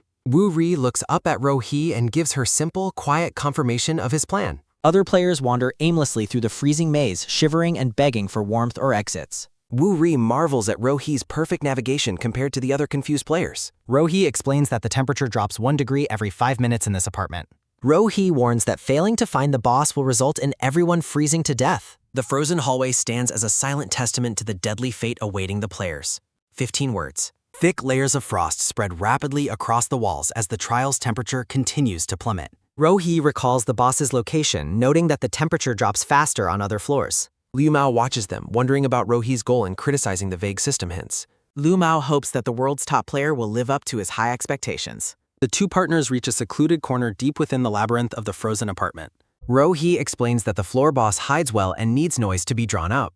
A voice calls out to Ro-hee from the darkness, interrupting their search for the boss. An arrogant red-haired man with a smirk demands that Ro-hee speak to him. The red-haired man stands defiantly with his hands in his pockets, flanked by 2 others. Ro-hee ignores the man's boasting, prompting the red-haired player to bark an angry retort. Watching from the shadows, Liu Mao wonders what rank the noisy newcomer holds in the game. 16 words. Ro-hee asks for the man's rank, noting he only remembers the top 10 players. The man, Zhang Qi, boasts about his current rank and his plan to become number 1. Ro-hee and Wu Ri stare in silence at Zhang Qi's unimpressive world ranking. Liu Mao watches from the shadows, scoffing at the over-the-top display of emotions. Ro-hee addresses the challenger by his rank, while Zhang Qi demands respect and first place. Zhang Qi lunges forward to attack while Ro-hee prepares an effortless, swift counterstrike. The arrogant challenger is sent flying backward as his companions watch in utter disbelief. Ro-hee dismissively tells the lower-ranked player to stay out of his way. A hand reaches for a hidden weapon as Zhang Qi refuses to end the confrontation. Zhang Qi orders his group to attack for loot while vowing to retaliate for the slap. Ro-hee decides to school the group with a non-lethal lesson rather than using his sword. Ro-hee retrieves a wooden pole and prepares to teach the arrogant group a lesson. A recruitment notice for translators and editors marks a brief pause in the action. The chapter title card features a determined Ro-hee surrounded by crackling blue energy. Ro-hee activates a resonance skill to evaluate his improvised wooden weapon and lure the boss. A system window explains the resonance mechanics and stats boost for the improvised ruckin. Ro-hee notes that his new evaluation skill will be very useful for future items. Zhang Qi mocks Ro-hee for not using his sword while Ro-hee remains entirely unfazed. Zhang Qi commands his companions to charge while the world's top player stands heady. The companions hesitate in fear, prompting Zhang Qi to berate them for their obvious cowardice. Terrified by the world #1 title, the lackeys question their leader's reckless decision. Refusing to be insulted, Zhang Qi ignores his title and lunges with a sharp dagger. Ro-hee focuses his energy, intending to create a massive commotion to draw out his target. Ro-hee delivers a painful blow to the head, leaving Zhang Qi crying out in agony. Zhang Qi screams in excruciating pain as Wu Ru and the other players watch, horrified. The defeated challenger collapses to his knees, clutching his head and sobbing from the pain. Ro-hee observes the scene, satisfied that the loud scream will attract the floor boss. A thick green vine whips through the hallway with terrifying speed toward the gathered group. The powerful vine coils tightly around Zhang Qi, lifting him helplessly into the air. High above the ground, Zhang Qi screams in terror as the vine drags him away. The lackeys panic as their leader is taken while Ro-hee and Wu Ri observe. Ro-hee identifies the attacker as the floor boss required to open the path forward. Ro-hee instructs Wu Ri to follow him closely but maintain a controlled pace. Wu Ru marvels at his speed and fantasizes about becoming a superhero with enough stats. Liu Mao observes Ro-hee's tactical prowess, realizing his intent was always to lure the boss. Recognizing the benefits, Liu Mao considers paying any price to join Ro-hee's team. Trapped and helpless, Zhang Qi desperately begs for someone to free him from the vines. The companions shout threats at the beast, demanding that their boss be released immediately. The lackeys charge forward but are suddenly intercepted by the creature's swift, deadly vines. Blood sprays through the air as the floor boss ruthlessly strikes down the charging players. The monstrous mutant man-eating flower reveals its stats as Zhang Qi begs for his life. The creature's massive circular maw filled with rows of sharp teeth prepares to feed. From within the darkness, the beast watches Ro-hee approach with his glowing sword drawn. Ro-hee prepares to strike as Zhang Qi finally recognizes the world's #1 player. Zhang Qi fears for his life after his previous provocation as Ro-hee attacks the boss. A massive explosion of blue energy erupts as Ro-hee delivers a devastating, powerful slash. The colossal monster is vaporized instantly by the overwhelming force of Ro-hee's singular strike. Zhang Qi realizes he has been saved by the very man he attempted to rob. Ro-hee's indifference makes the saved player feel a deep sense of shame and humiliation. Ro-hee challenges Zhang Qi to earn a fair fight by reaching the world's top 10. Full of renewed determination, Zhang Qi vows to reach the top 10 and thanks his savior. A glowing exit path opens as Ro-hee explains the mechanics for moving between stages. A system notification presents a choice to ascend and face the apartment's mutated inhabitants. A system window directs the players to descend and face the apartment's terrifying dead inhabitants. Ro-hee and Woo-rui stand before a system prompt requiring a choice within 5 minutes. Woo-rui notes that there are 2 different options and asks Ro-hee which one they should pick. Zhang-chi suggests both options are scary for girls, while Woo-rui questions his assumption about fear. Woo-rui secretly relishes the idea of monsters and ghosts, noting that both choices sound exciting. Woo-rui hides her excitement to avoid looking crazy before asking Ro-hee for his preferred choice. Woo-rui struggles to maintain her composure, her eyes wide with a mix of shock and anticipation. 16 words. Woo-rui finds it impossible to choose between the 2 options and wishes she could pick both. A man with glasses approaches the group and asks Ro-hee to take him along as well. The man introduces himself as Liu Mao, a high-ranking player who promises to be a useful teammate. A recruitment notice for translators and editors features several characters and detailed contribution lists for supporters. Ro-hee acknowledges Liu Mao's arrival while Woo-rui and Zhang-chi react to his high ranking. Ro-hee reveals that he has known Li Mao was tailing them for a long time. Ro-hee explains he didn't expose Liu Mao because the man saved his life in the past. Liu Mao asks Ro-hee if he was aware of his presence the entire time. Liu Mao stands silently in the hallway, his hands in his pockets as he awaits a response. Ro-hee recalls a past betrayal that left him bleeding on the ground and near death. Ro-hee remembers how Liu Mao intervened, offering him a chance to survive as a teammate. Under the expert's lead, the 2 work together to slowly clear the stages of the game. Liu Mao reflects on how Ro-hee was once like a savior to him during difficult times. Liu Mao looks down at his reflection on the floor, deep in thought about his past actions. A memory of a bloody hand and broken glasses on the ground symbolizes a tragic past event. Ro-hee reflects that even those who grow stronger in prison day are merely toys for others. Ro-hee stands in the rain, lamenting the cruel fate of players within the apartment's deadly system. Liu Mao asks Ro-hee if he is worried, while Zhang-chi scoffs at Liu Mao standing. Ro-hee accepts Liu Mao into the group, stating that someone with his strength is needed. Liu Mao offers a gift of respect, but Ro-hee declines because Liu Mao previously repaid him. Liu Mao notes that Ro-hee doesn't need the cards but offers them to the elegant Woo-rui. Woo-rui is ecstatic at the prospect of becoming a superwoman with the new stat cards. 16 words. Ro-hee allows Woo-rui to accept the cards to grow stronger, prompting her to thank Liu Mao. Liu Mao admits he wouldn't trust Ro-hee without mutual benefits and promises a future repayment. Ro-hee leads the group forward, warning them that the next floor's boss will be even stronger. Woo-rui and Liu Mao confirm they will follow Ro-hee's lead as they head downstairs. Zhang-chi determinedly vows to join the group by proving his worth to Ro-hee immediately. Zhang-chi calls out to Ro-hee, begging to be allowed to join their group's descent. Ro-hee dismissively tells Zhang-chi to get lost, his voice filled with cold, sharp authority. Ro-hee casts a stern backward glance as the group moves forward without the arrogant player. Zhang-chi is left stuttering in shock after being abruptly rejected by the world's top player. Ro-hee outlines the structure of the apartment, explaining they are moving through 7 total floors. Liu Mao asks Ro-hee if he is familiar with the weaknesses of the final bosses. Ro-hee explains that the final bosses in this stage cannot be killed by the players. A diagram shows the path between floors, indicating that bringing the 2 bosses together is key. Liu Mao clarifies the plan to split into 2 groups to draw the bosses together. Ro-hee explains his plan to lure the bottom boss to the top floor so they encounter each other. Liu Mao marvels at the bold plan, noting that normal players couldn't stay calm while being chased. Woo-rui wonders if Ro-hee originally intended for her to take on the bosses alone. Ro-hee tells Woo-rui that her safety is more important than a risky solo mission, causing joy. Woo-rui sneezes as the biting cold of the lower floor begins to affect her. Woo-rui shivers, noting that even with improved stats, the floor's temperature is nearly unbearable. Ro-hee warns that the temperature on the 2nd floor drops twice as fast as before. Ro-hee insists they find the floor's boss immediately as the group enters a new area. The monstrous Hound King Aras growls, surrounded by a horde of glowing-eyed undead servants. Liu Mao praises Ro-hee's navigation skills before Ro-hee mentions memories forged through life and death. Liu Mao questions how Ro-hee could have previous experience when the game is brand new. A system window displays the D-rank boss's high agility and strength stats for the Hound King. A blinding flash of light signals the start of the battle against the icy floor boss. Ro-hee tells the others to protect themselves from frost wraiths while he engages the boss. Liu Mao reassures Ro-hee by promising to keep Woo-rui safe during the chaotic battle. Ro-hee charges toward the giant wolf while thinking about Liu Mao's reliability in protecting their ally. The massive beast lets out a deafening roar as Ro-hee leaps into the air. Ro-hee's sword strikes the boss's snout in a fast-paced clash of steel and fur. Multiple frost wraiths lunge forward with terrifying speed, targeting the 2 players left behind. Liu Mao warns Woo-rui of the approaching enemies and tells her to take cover behind him.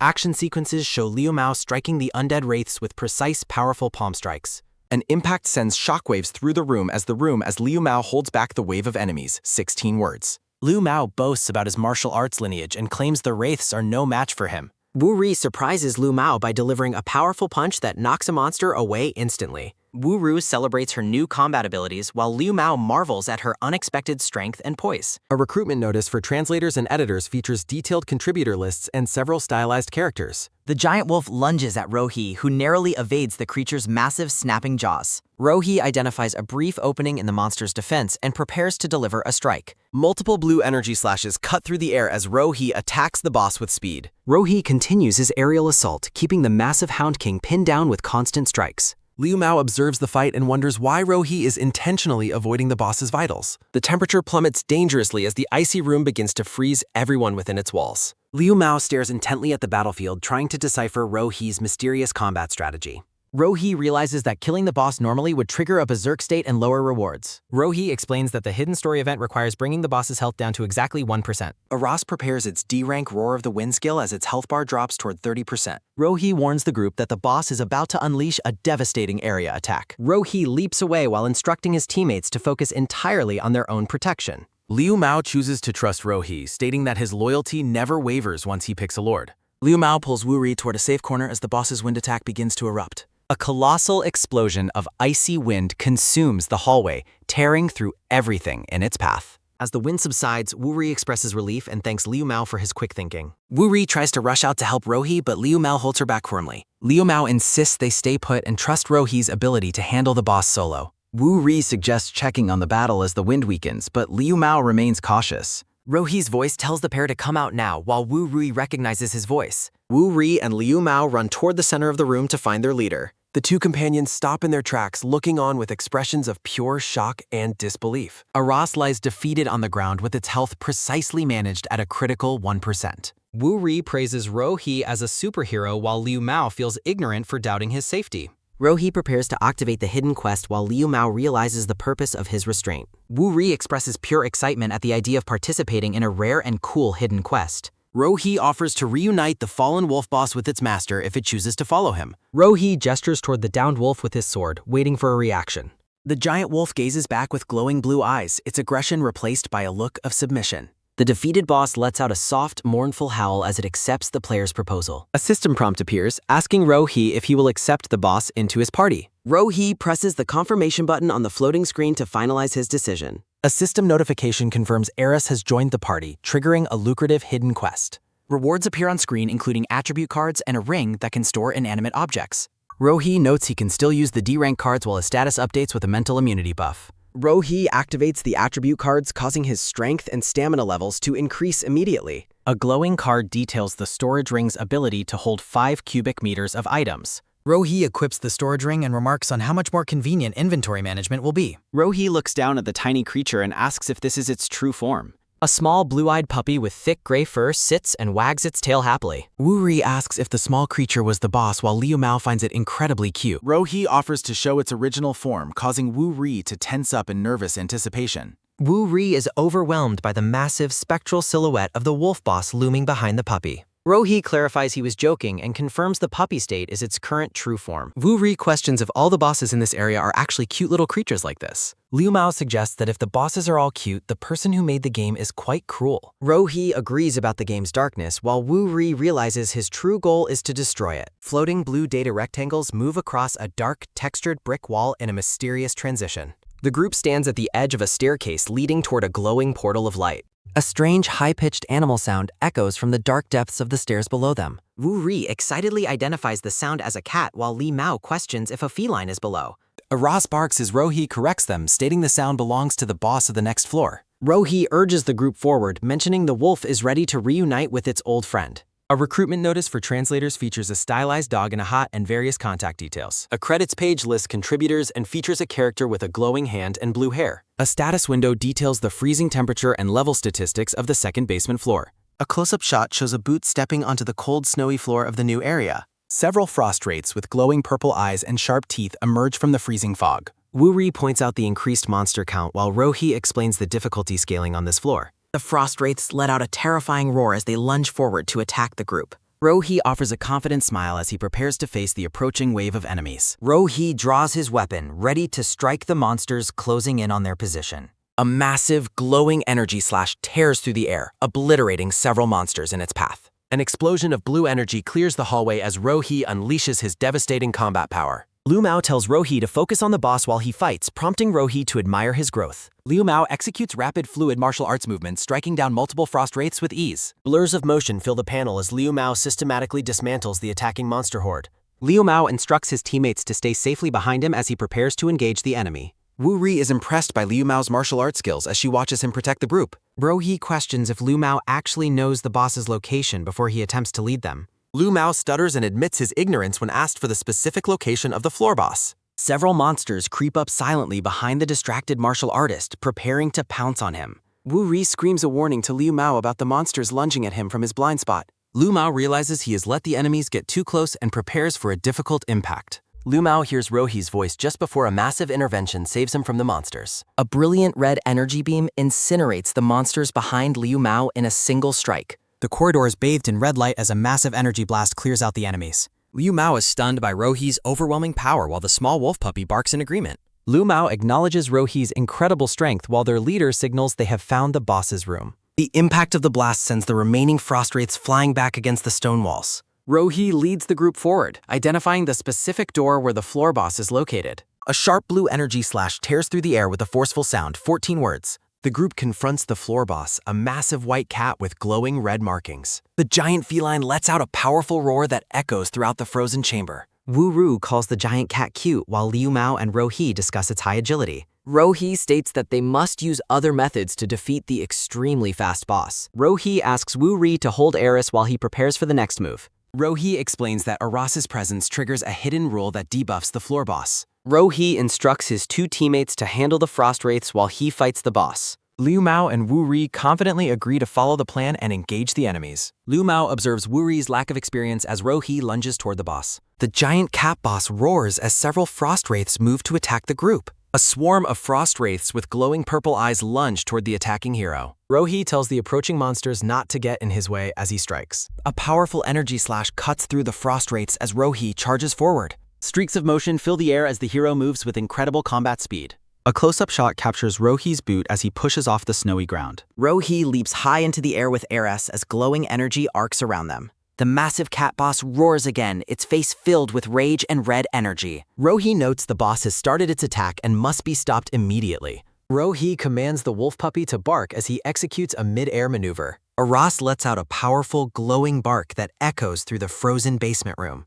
A blinding flash of light strikes the boss, disrupting its movements and focused attack. A system window confirms Little Boss has sensed Eris, causing significant stat reductions. Rohi declares that now is the time to deliver the final finishing blow. A massive beam of red energy strikes down toward the weakened cat boss with force. The entire panel is filled with a blinding white light from the massive energy impact. An explosion of energy leaves the boss defeated with its health at 1%. Rohi stands before the downed, panting cat boss as the dust begins to settle. 16 words. Rohi states that the first part is finished and prepares for the next step. Rohi invites the boss to join his party and reunite with its master below. Little Boss gazes back with glowing orange eyes, its former aggression replaced by submission. Aras barks happily at its feline companion, encouraging the creature to join the group. Little Boss lets out a soft meow, signaling its acceptance of Rohi's offer. A system prompt asks Rohi to confirm the recruitment of the floor boss. A swirling vortex of blue energy consumes the area as the recruitment process finalized. Rohi stands amidst the dissipating energy as the boss's transformation begins to occur. Rohi receives several attribute cards as rewards while a small cat sits nearby. A system notification details the D-rank item card for an incomplete upgrade core's effects. Rohi plans to upgrade his sword while his status window updates with boosted stats. A system window confirms the recruitment of both pets, granting a party-wide combat buff. Wu Ri and Liu Mao express excitement about the special buff and increased rewards.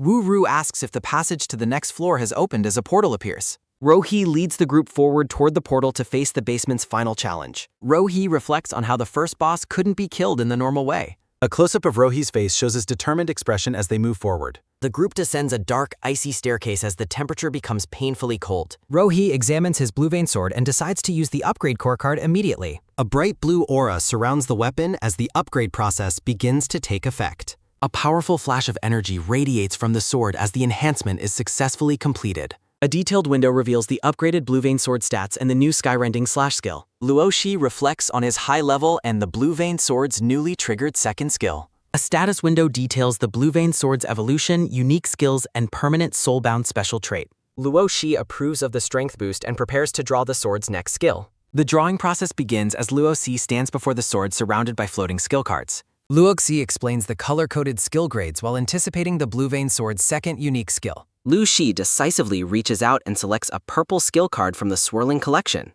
The draw is finalized as Luo Shi holds the glowing purple card in his hand. The purple card radiates a powerful energy as it prepares to bestow its new power. Lu Shi gains the B rank skill Surging Wind, which provides a significant agility level increase. Luo Shi tests the new agility buff, satisfied with the straightforward and useful combat improvement. A system window identifies a wandering frost wraith, displaying its level and basic combat statistics. Numerous frost wraiths of varying levels and strengths are detected throughout the cold basement corridor. Wu Ri notes the increased monster density as the group prepares for the bottom floor's challenges. Luo Shi instructs his teammates to handle the smaller monsters to increase their own levels. Liu Mao expresses concern as Luo Shi heads off to confront the floor boss alone. Luo Shi charges ahead, leaving his companions behind to clear the path and strengthen themselves. 15 words. A terrifying frost wraith lunges forward, prompting Li Mao to shout a warning to Wu Ri. A sudden, powerful impact strikes the monster as the group begins their defensive combat engagement. Wu Ri demonstrates her improved combat prowess by swiftly engaging the attacking horde of frost wraiths. Wu Ri unleashes her martial training, her stats reflecting the growth she has achieved so far. Wu Ri pushes herself to new limits, motivated by her strong desire to protect Luo Shi. Liu Mao observes Wu Ru's hidden strength, noting how she changes when Luo Shi is away. A purple-eyed frost wraith attempts a surprise attack on the distracted blue-haired martial artist. Lu Mao quickly recovers and executes a decisive strike, cutting through the approaching monster's defenses. Lu Mao adjusts his glasses and resolves to fight with full effort against the horde. A swarm of aggressive frost wraiths surrounds Liu Mao as he prepares for a serious confrontation. The frost wraiths let out piercing, unearthly shrieks as they close in on their target. A grim pile of skulls and bones litters the floor of the boss's chilling chamber. The final boss, the Frozen Shade Maiden, is revealed along with her high-level combat stats. The towering Frozen Shade Maiden welcomes Luo Shi with a menacing, bloodthirsty threat as they meet. Lu Shi calculates a strategy to use the pet's cries to awaken the boss's past memories. The maiden fixates on Luo Shi's presence, her purple eyes glowing with an intense hunger. Driven by madness, the Frozen Shade Maiden lunges forward to claim the hero's life essence. Luo Shi commands the pets to use their voices, hoping to trigger the boss's latent memories. Eris joins in with a loud howl, causing the maiden to pause in sudden, bewildered hesitation. 15 words. A system alert confirms that the attempt to awaken the maiden's human memories has failed. The boss laughs maniacally and unleashes a powerful blast of frozen energy across the room. Luo Shi comforts the pets, accepting that the memory awakening plan was a difficult gamble. The Frozen Shade Maiden resumes her relentless attack, her mind fully consumed by violent bloodlust. Luo Shi utilizes his superior agility to narrowly evade the boss's massive sweeping claw attack. Luo Shi focuses on stalling the boss to allow his teammates more time to level. Liu Mao announces that all the minor frost wraiths in the area have been eliminated. Updated status windows show significant level and stock gains for both Liu Mao and Wu Ri. A massive rhythmic thudding sound echoes through the hall, startling the two remaining teammates. Wu Ru wonders if the approaching noise signifies Luo Shi leading the floor boss toward them. Wu Ri's expression brightens at the prospect of Lui's return, surprising her teammate again. Luo Shi sprints back into view with the massive spectral boss trailing close behind him. The Frozen Shade Maiden continues her furious pursuit, nearly striking Luo Shi as he retreats. Wu Ri and Liu Mao are stunned by the sheer size of the bottom floor boss.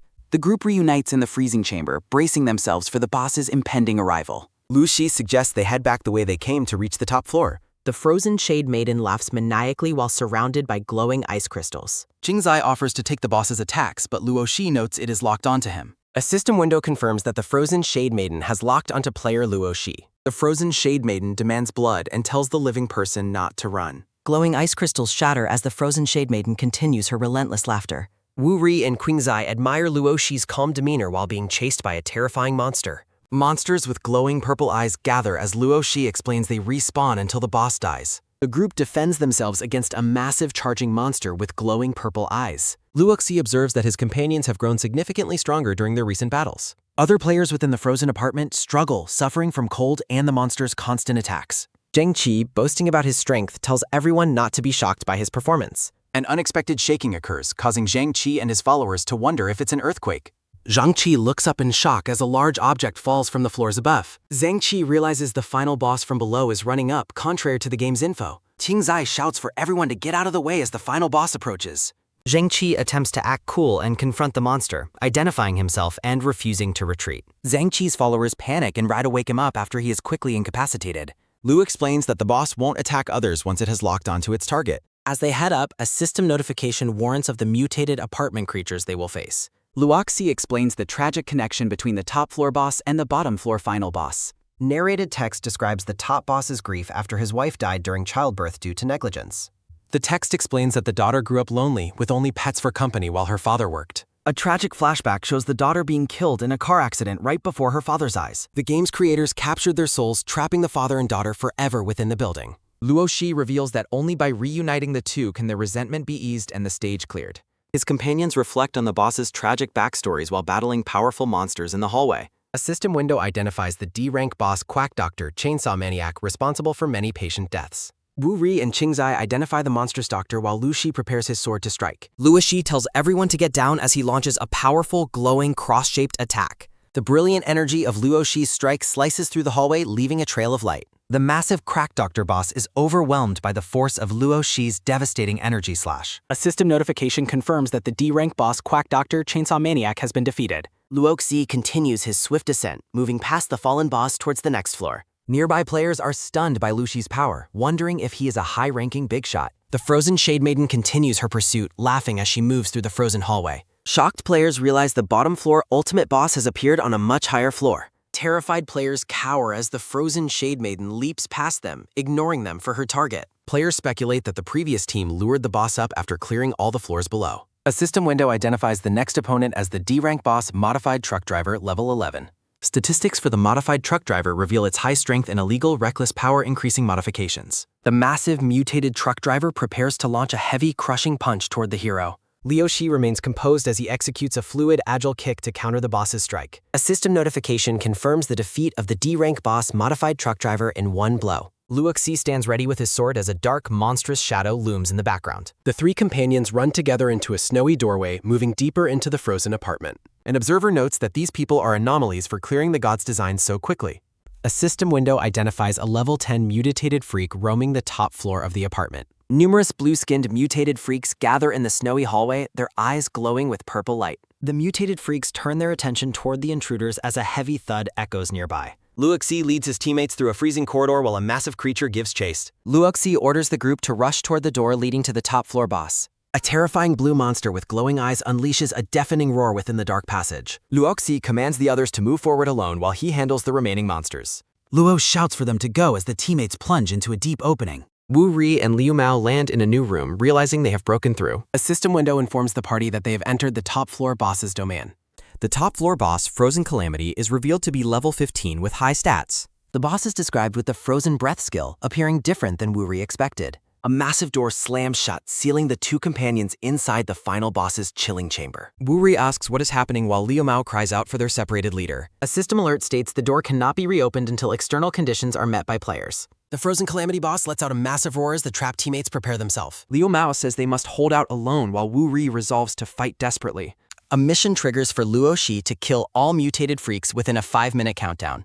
Luo Shi notes that this triggered mission is appearing much earlier than in his past life. Luoxi examines the area, noting something that did not exist in his previous life's memories. Luoxi suspects an evil god is monitoring them, noticing changes caused by his own rebirth. Luo Shi draws his blade, intending to clear the room at maximum speed to save his friends. A powerful strike hits the ground, signaling the start of the hero's rapid-fire combat assault. Multiple streaks of red energy fill the panel as Luo Shi slices through his monstrous enemies. The countdown timer shows 4 minutes and 49 seconds as Luo Shi maintains his momentum. The blue monsters attempt to flee as their behavioral patterns change under the mission's influence. Luo Shi mocks the monster's speed, claiming they are no match for him in a race. A massive spectral hand lunges toward Luo Shi, catching him off guard during the frantic battle. The Frozen Shade Maiden reappears, delivering a powerful blow that creates a massive icy shockwave. Luoxi realizes the Shade Maiden he dragged along will interfere with his tight time limit. The maiden threatens to spill the hero's fresh blood as she summons sharp ice crystals. A close-up captures Luo Shi's intense gaze as he reacts to the maiden's lethal threat. A massive explosion of ice shards erupts as the hero counters the maiden's spectral attack. Billowing white mist and frozen energy fill the area after the intense collision of powers. The maiden laughs maniacally, asking where the hero's blood is as she stalks through mist. Shattered ice floats in the air as the freezing atmosphere of the corridor intensifies further. Luoshi dives through the air with his sword, closing the distance to strike the boss. A system prompt confirms the activation of Sky Rending Slash's second stage, granting a strength boost. Luoxi executes a massive vertical slash that glows with blindingly bright red energy. A thin red line of energy bisects the panel as the hero's strike hits its target. A close-up of the maiden's face shows her shock as the red energy blade descends. Luoxi lands on the snowy floor after delivering a powerful and decisive energy strike. Luoxi reasons that although she cannot be killed, his attack will prevent her interference. Luoxi worries about his teammates, noting the top floor boss is even stronger than Maiden. A massive dark fist belonging to the frozen calamity boss strikes forward with overwhelming power. The boss moves with incredible speed, leaving streaks of motion in the freezing basement air. Lu Mao is blasted backward by the impact, gasping for air as he takes damage. Lu Mao realizes the boss's agility is too high for him to keep up with. Lu Mao reflects on the massive gap between his own world ranking and Lu Shi's strength. Liu Mao concludes there is a gap like heaven and earth between their respective combat levels. Wu Ri blocks a massive punch from the boss to protect her struggling down teammate. Wu Ru urges Liu Mao to stand up and keep their promise to hold out. The frozen calamity boss grabs Wu Ri by the throat and lifts her into the air. Liu Mao prepares to strike, shouting the name of the 8 trigram palm's third comb. A brilliant burst of energy erupts as the martial artist unleashes his specialized attack. The golden energy surges forward, filling the dark corridor with a blinding light. A massive impact occurs as the energy strike connects with the target in a flash. The frozen calamity boss is knocked to the floor by the sheer force of the blow. Wu Ru calls out to Liu Mao, who vows not to give up despite the massive gap between his and Luoshi's strength. A status window confirms he has entered the 8 trigram palm enraged state, granting him strength and mana boosts. Liu Mao realizes he can now utilize energy-infused techniques to perform ranged strikes against his enemy. The blue monster roars and lunges at Liu Mao as he struggles to maintain his stance. Liu Mao stares defiantly at the beast, warning it not to underestimate his determination. A violent explosion of force rocks the chamber as Liu Mao counters the monster's attack. Executing multiple swift palm strikes, Liu Mao focuses his energy into a series of ranged attacks. Concentrated bursts of power slam into the boss, creating a series of bright, energetic explosions. Standing firm, Liu Mao observes that his father's special power discharge technique is proving useful. A flashback reveals Liu Mao's father instructing him that the 8 trigram palm is more than just a technique for close-quarters combat. His father explains that mastering the true essence of the palm allows a martial artist to strike enemies from a distance using concentrated force. Liu Mao admits he has not fully mastered this power release method as a status window shows 2 minutes remaining in his enraged state. Liu Mao focuses on the battle, noting that his current power-up will only last 3 minutes. The frozen calamity boss lets out a deafening roar of rage after being pelted with energy. With a burst of speed, the monster charges toward the exhausted martial artist. Liu Mao observes the boss's wounds healing and concludes it cannot be killed, resolving to stall the creature to buy time for others. Desperate to buy time, Liu Mao gathers golden energy in his hands for another strike. The boss roars while Liu Mao realizes the monster has already adapted to his palm force and cannot be pushed back. Startled by the monster's terrifying speed, Liu Mao is unable to dodge the incoming assault. Faced with a hopeless situation, Liu Mao concludes he has no choice but to fight the monster to the death. A powerful blow strikes the ground, creating a shockwave that knocks the martial artist backward. The massive blue monster looms over Liu Mao, its mouth open in a menacing roar. Liu Mao falls to the floor as a system notification confirms his stamina is depleted and his enraged state has been forcibly deactivated. Liu Mao gasps for air, acknowledging that the continuous release of power has drained his stamina to its absolute limit. Wu Ri groans as she intercedes, wondering if they have finally reached the end of their capabilities against the boss. A close-up of an eye reflects the terrifying form of the boss closing in. Multiple gunshots ring out as a 6-shot revolver is fired at the massive creature. Bullets strike the monster's back, providing a momentary distraction while Wu Ri and Liu Mao regroup. Wu Ri aims her revolver, explaining the weapon card was meant for Ashi, but saving Liu Mao is more important. Wu Ri believes Ashi would agree with her decision as a system window displays the revolver's rarity and precision-based stats. Liu Mao wonders if she obtained the weapon card while clearing monsters, having not noticed when she acquired the item. The frozen calamity boss turns its attention toward the girl, letting out another furious roar. Wu Ri vows to hold out with Liu Mao until Ashi arrives while firing her newly revealed gun at the boss. Liu Mao warns Wu Ri to stop fighting head-on and run, explaining the boss adapts to damage and cannot be killed. Wu Ri cries out in shock as the monster's massive hand lunges forward and slams her against the floor. Wu Ri grinds her teeth in pain, struggling against the overwhelming strength of the boss's grip. Demanding the monster put her down, Wu Ri fires her revolver repeatedly into its arm at point-blank range. The monster hurls Wu Ri away, leading Liu Mao to shout her name in fear as she hits the ground. Wu Ri admits the monster is too strong and concludes that the two of them are no match for its power. A system notification warns of the impending frozen breath skill as the boss charges its attack. Liu Mao watches the boss charge its final blow, realizing that a direct hit will result in both of their deaths. Wu Ri sighs about her many regrets, leading Liu Mao to ask if she truly has regrets left in her life. Wu Ri confesses her only regret is not dying with Ashi just before the room is rocked by a sudden impact. Sharp red energy slashes cut through the air, neutralizing the boss's lethal frozen breath. Luoshi reappears, apologizing for the delay caused by an unexpected situation as he finally arrives to save his struggling teammates. Overwhelmed with relief, the teammates watch as Luoshi prepares to finish the boss with his blade. Luoshi notes how close they came to death before declaring the clear conditions met while the Shade Maiden continues her bloodthirsty laughter. A monstrous clawed hand reaches through the freezing air as the battle atmosphere shifts. The two monsters recoil in sudden pain as their hostile energy begins to waver. A system notification confirms a hidden clear condition and a reunion have been achieved. The maiden's gaze softens as the icy corruption begins to fade from her purple eyes. The frozen calamity monster stares ahead as its monstrous features begin to dissolve into light. A system window announces that the meeting of the bosses has triggered a cutscene. Radiant white energy envelopes the two monsters, replacing their terrifying forms with human silhouettes. The silver-haired girl cries out for her father while the man tearfully recognizes his child. Reunited at last, the father and daughter share a heartfelt embrace within a warm light. A final system notification declares the ending achieved, implanting tragic memories into the players. Wu Ri remarks on the tragic father-daughter story while Liu Mao vows to find the puppeteer. Standing amidst the falling snow, the team reflects on the bittersweet conclusion of the encounter. Luoxi pauses as an uneasy feeling washes over him, questioning the current situation. Luoxi questions the mission's timing while a massive red eye watches them with displeasure. A colossal dark shadow looms over the trio as an ominous presence fills the room. Wu Ri asks what the creature is as a mission prompt announces the scout's descent.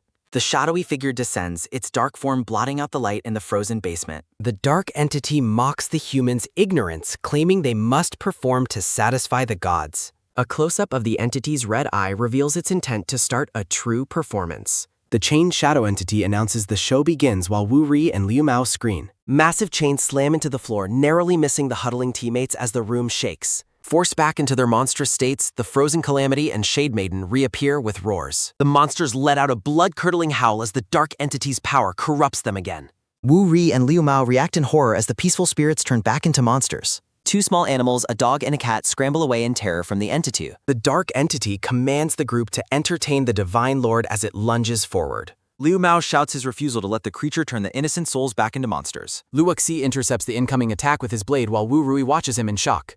The entity recognizes Luoxi as the meddler and expresses its deep hatred for the gods. Luoxi observes the entity's lack of stats, noting it is not even marked as hostile. The dark entity commands the two monsters to kill the anomaly as they charge Luoxi. Luoxi orders his teammates to take the animals and get to safety immediately. Luoxi gathers intense red energy around his sword, preparing for a high-speed counterattack. With a burst of speed, Luoxi unleashes a massive horizontal slash against the two bosses. A blinding explosion of red energy fills the corridor as the hero strike connects. The powerful shockwave from Luoxi's blade tears through the room, knocking the monsters back. Luoxi determines that since they cannot die, he must incapacitate them to buy time. System bars appear, showing the bosses have lost health as they struggle to stay upright. Luoxi keeps a sharp eye on the monsters, waiting for their next predictable move. A system update initiates Phase 2, ordering the heroes to extinguish the boss's souls.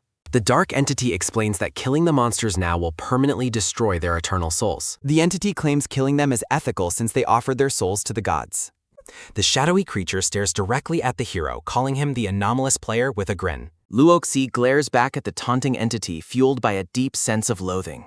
Wu Ri and Liu Mao demand to know why the entity is treating human lives so cruelly. The shadowy creature laughs, explaining that all this suffering is merely entertainment for the gods. Pointing upward, the entity claims the gods are watching their performance from the sky. Wu Ri fires her revolver at the creature, demanding it end the cruel mission immediately. The dark entity catches the bullet with 2 fingers, claiming such weak attacks cannot hurt it.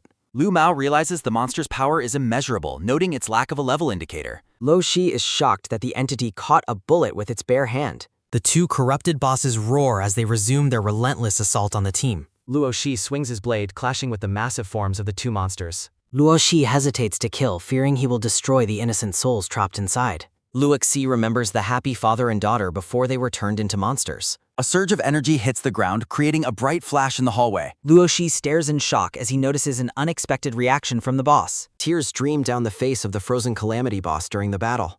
Seeing the monster crying, Luoshi realizes the souls inside are still conscious. The spirits of the father and daughter plead with Luoshi to end their lives. Luoxi is overwhelmed as he hears the desperate voices of the two souls. The daughter's spirit begs to be released from the misery of her monstrous form. The father's spirit cries out for an end to their endless cycle of suffering. The blue monster roars in pain, its actions forced by the dark entity's corruption. Luoshi dodges a strike while the souls continue to beg for a merciful death. The glowing spirit of the girl weeps, unable to bear the agony any longer. The Shade Maiden lets out a piercing scream as the corruption takes full control. The dark entity mocks their suffering, claiming their agony is entertainment for the gods. The shadow creature laughs, explaining that the gods find pleasure in such cruelty and evil. Luoxi promises to free the souls after punishing the one toying with them.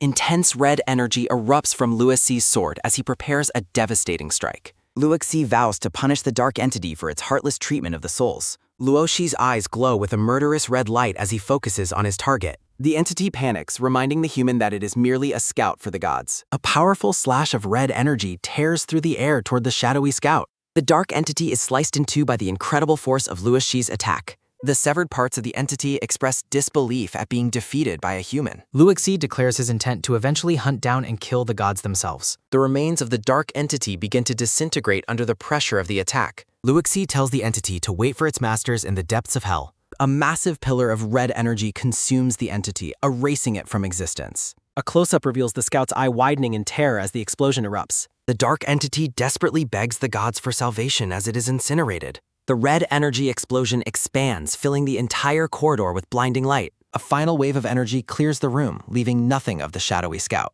The entity's voice fades as it curses the human for ruining its performance. The blast concludes, marking the total defeat of the god scout by Luoshi. Wu Ri and Liu Mao celebrate Luoxi's victory, holding the animals close.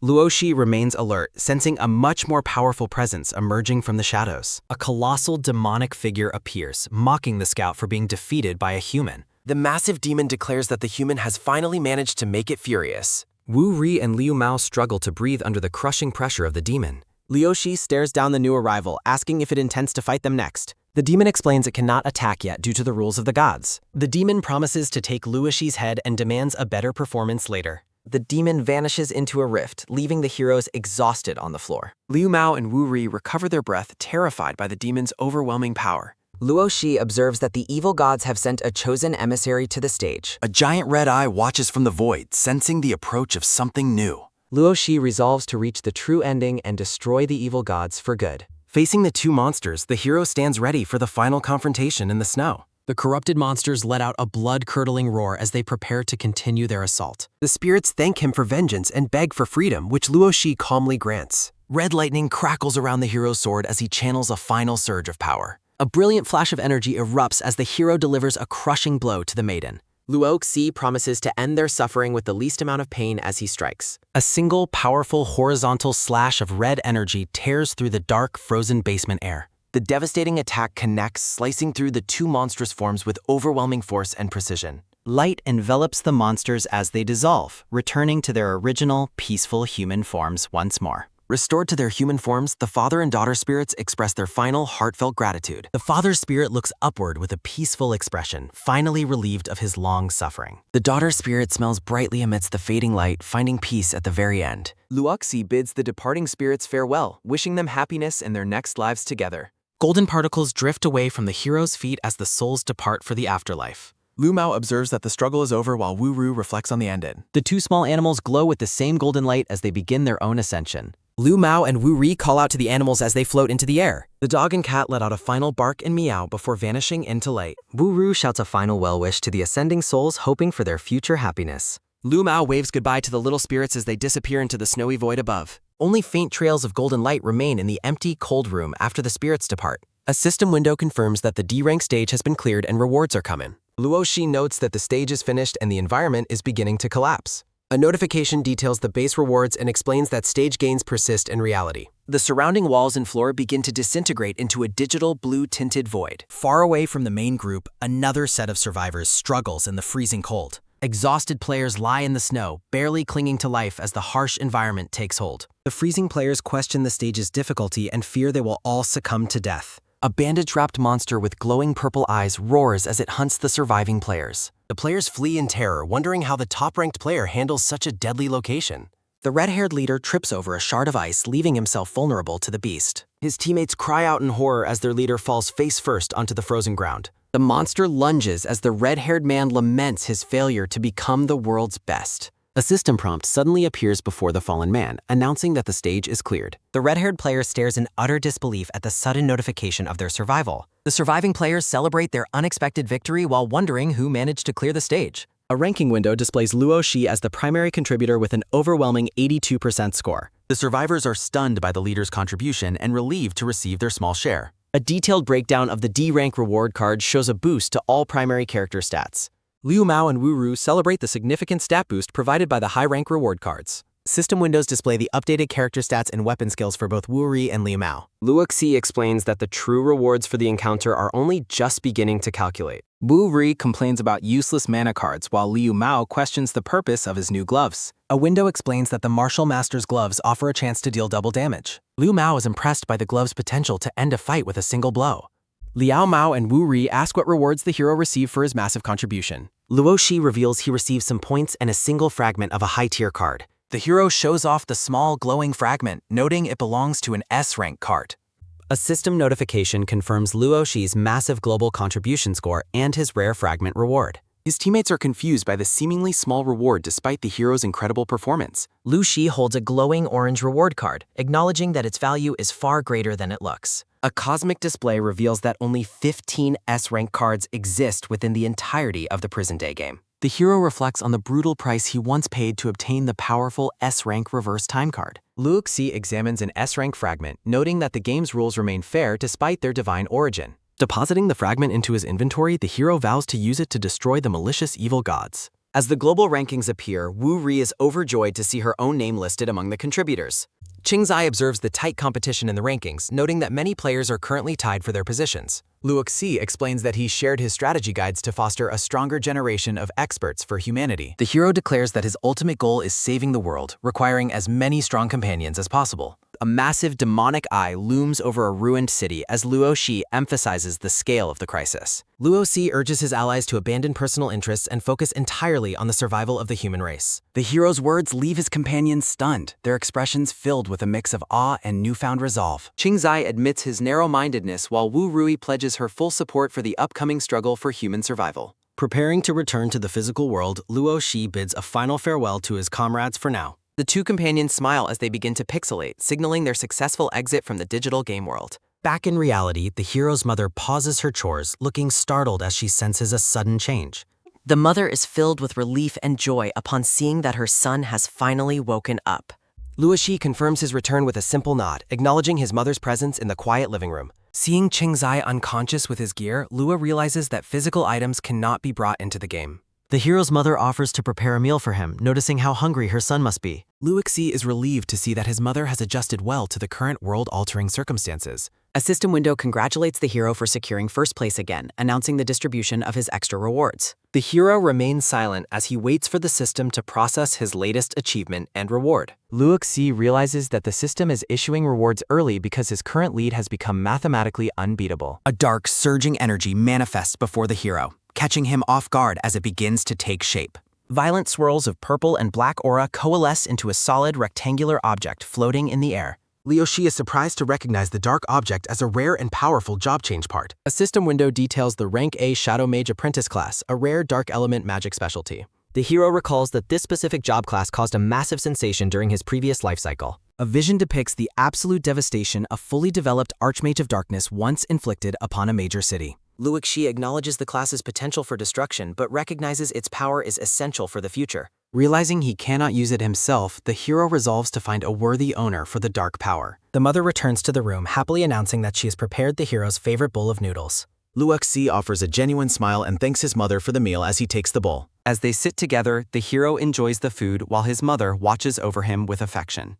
The quiet moment is suddenly interrupted by the sound of loud, frantic pounding coming from the front door. A hand quickly grips the handle and pushes the door open, cutting through the silence of the house. Wu Ri rushes into the room looking desperate as the hero's mother asks what has happened to her. Luo Shi looks up from his meal, startled by his companion's sudden and highly emotional appearance. Distraught and tearful, the girl asks why both of her parents have suddenly fallen into deep comas. The hero maintains a grim and serious expression as he listens to the girl's desperate plea for help. Wu Ri envisions her parents in hospital beds, frantically asking if there is any possible way to save them. Lua tries to soothe the girl, explaining that there are currently no known conventional cures for their state. The hero reflects on the S-rank Freedom Card, the only item capable of releasing a soul from the game. A grim reminder shows that those who die in-game face permanent comas followed by inevitable physical organ failure. With tears streaming down her face, Wu Ri begs to know if there is truly no hope left. Luo remains momentarily silent, weighing the consequences of the desperate plan forming in his mind. The hero decides that granting Wu Ri the power of the Shadow Mage is her only path forward.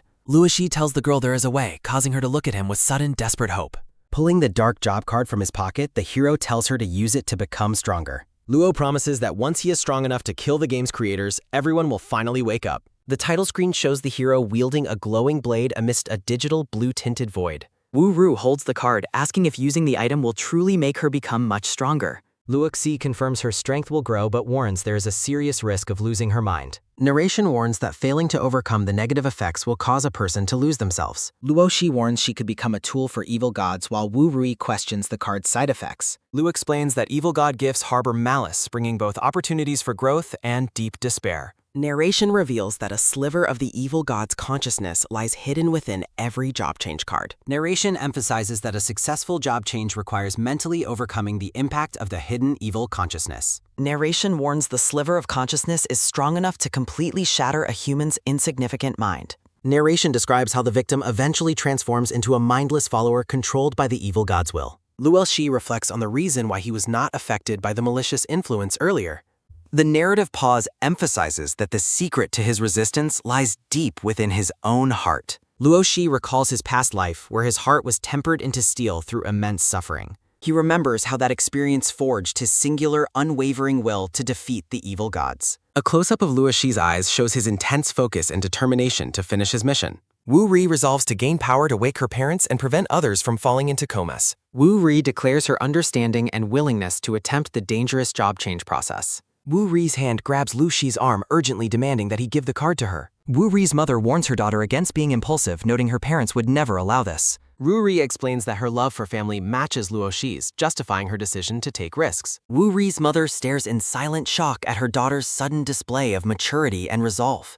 The mother gives her blessing for the attempt while Wu Ri prepares to begin the ritual. Wu Ri asks Lu Shi to kill her without hesitation if she turns into a monster. A system notification appears on a blue background announcing that the Shadow Mage Apprentice job change is beginning. Dark energy swirls around Wu Ri as she tells Lu Shi that she is counting on him. Luoxi questions how he could ever kill her without hesitation as the dark shadows intensify. In a vision, a monster looms over them while Wu Ri screams for Lu Shi to escape. Lu Shi vows to bring her back safe and sound no matter what form she takes. Dark corruption begins to creep over Wu Ru's face as the mental invasion takes its hold. Wu Ri screams in immense agony as the shadows completely envelop her during the transition. The room shakes as Wu Ri collapses, her body writhing under the pressure of the dark energy. Wu Ri's mother frantically asks Luo Shi what is happening to her daughter during the ritual. Luoxi tells the mother to leave and not let anyone in unless he gives a response. Luo Shi realizes the evil god is invading her mind and searches for a mental type skill. The narrative takes a sharp turn as a new possibility for saving her finally presents itself.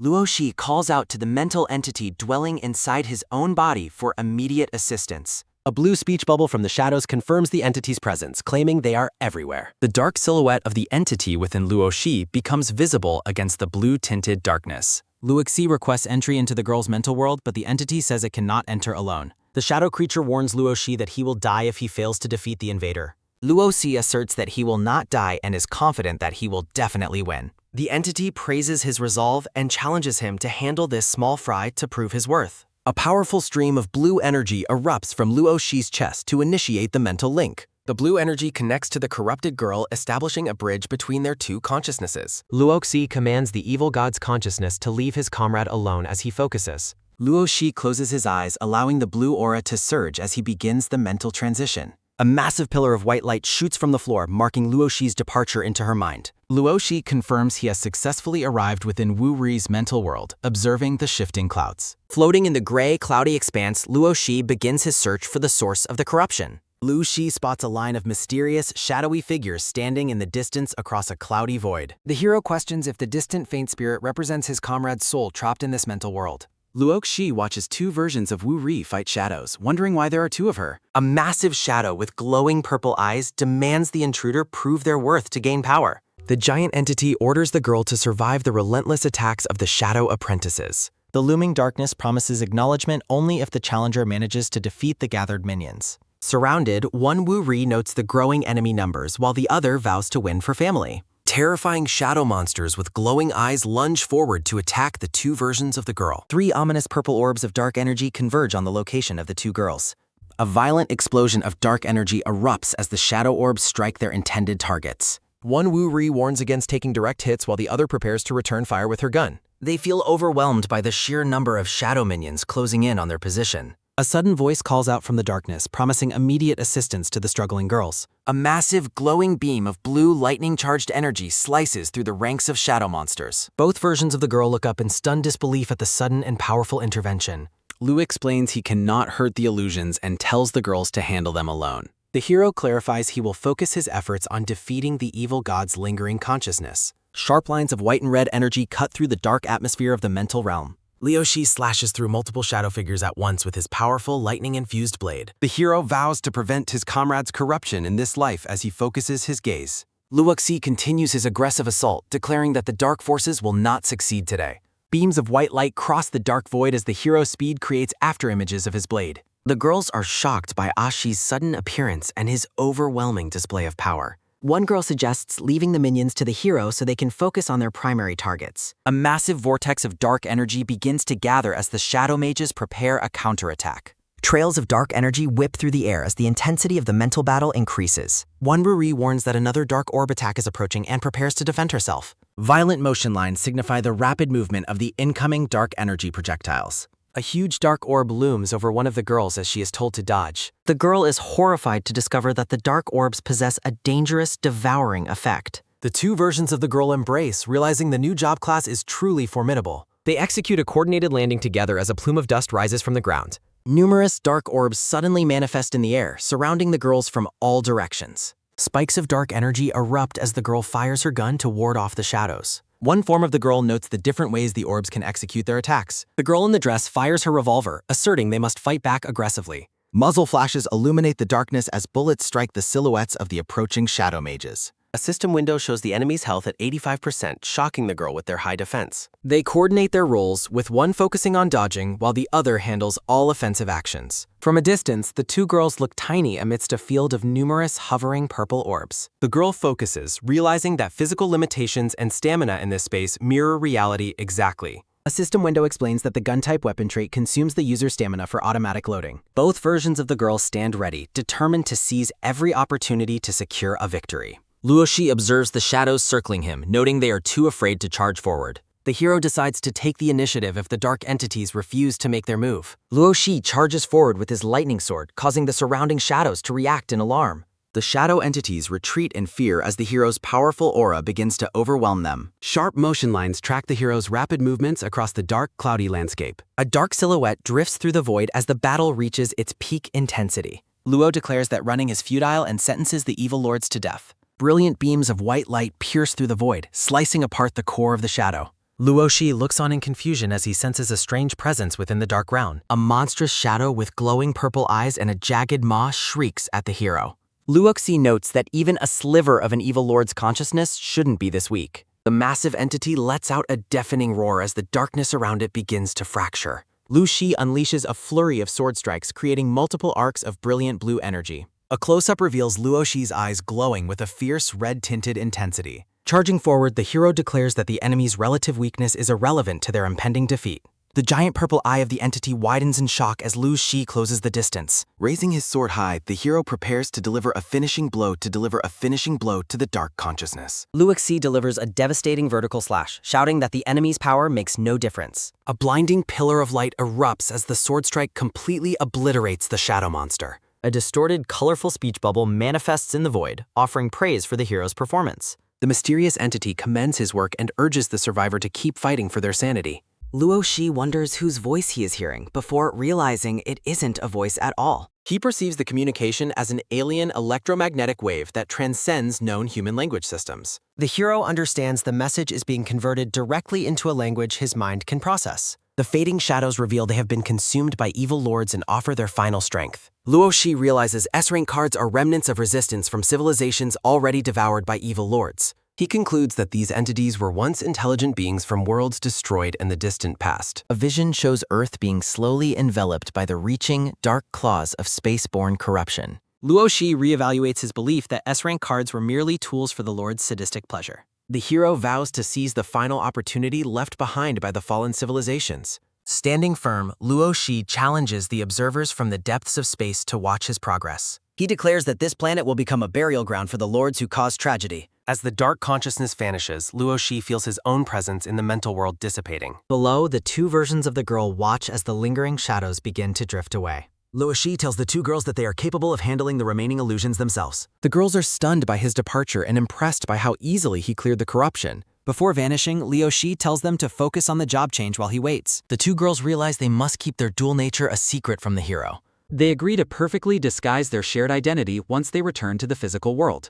A dark, swirling vortex of energy marks the final stage of the girls' mental trial. They resolve to finish the process and become shadow mage apprentices to save their parents. Moving in perfect unison, the two versions of the girl charge toward the final dark core. Luo Shi offers a final word of encouragement to his comrade as he leaves her mind. He hopes she becomes a reliable comrade on the path to conquering the evil lords. A vibrant display of blue and white energy surrounds the hero as he prepares to wake. The mother watches over the hero, worrying despite how dependable he has recently become. She reflects on how the recent world-changing events have moved far beyond anything considered normal. Reports show masses of people in comas while others turn violent and attack people publicly. The mother recalls her own nightmares of hook-wielding monsters hunting people through a dark carnival. Looking at the unconscious pair, the mother prays for the safety of her children and friends. A thought bubble confirms that the mother realizes the hero has returned to his body. Dark energy continues to pulse around the girl as her physical body undergoes its final transition. Luo Shi observes the girl's stabilizing condition, confident that she will succeed in her job change. A violent surge of shadows erupts as the girl reaches the climax of her power awakening. Luo Shi smiles with satisfaction, seeing that the risky mental intervention has finally yielded results.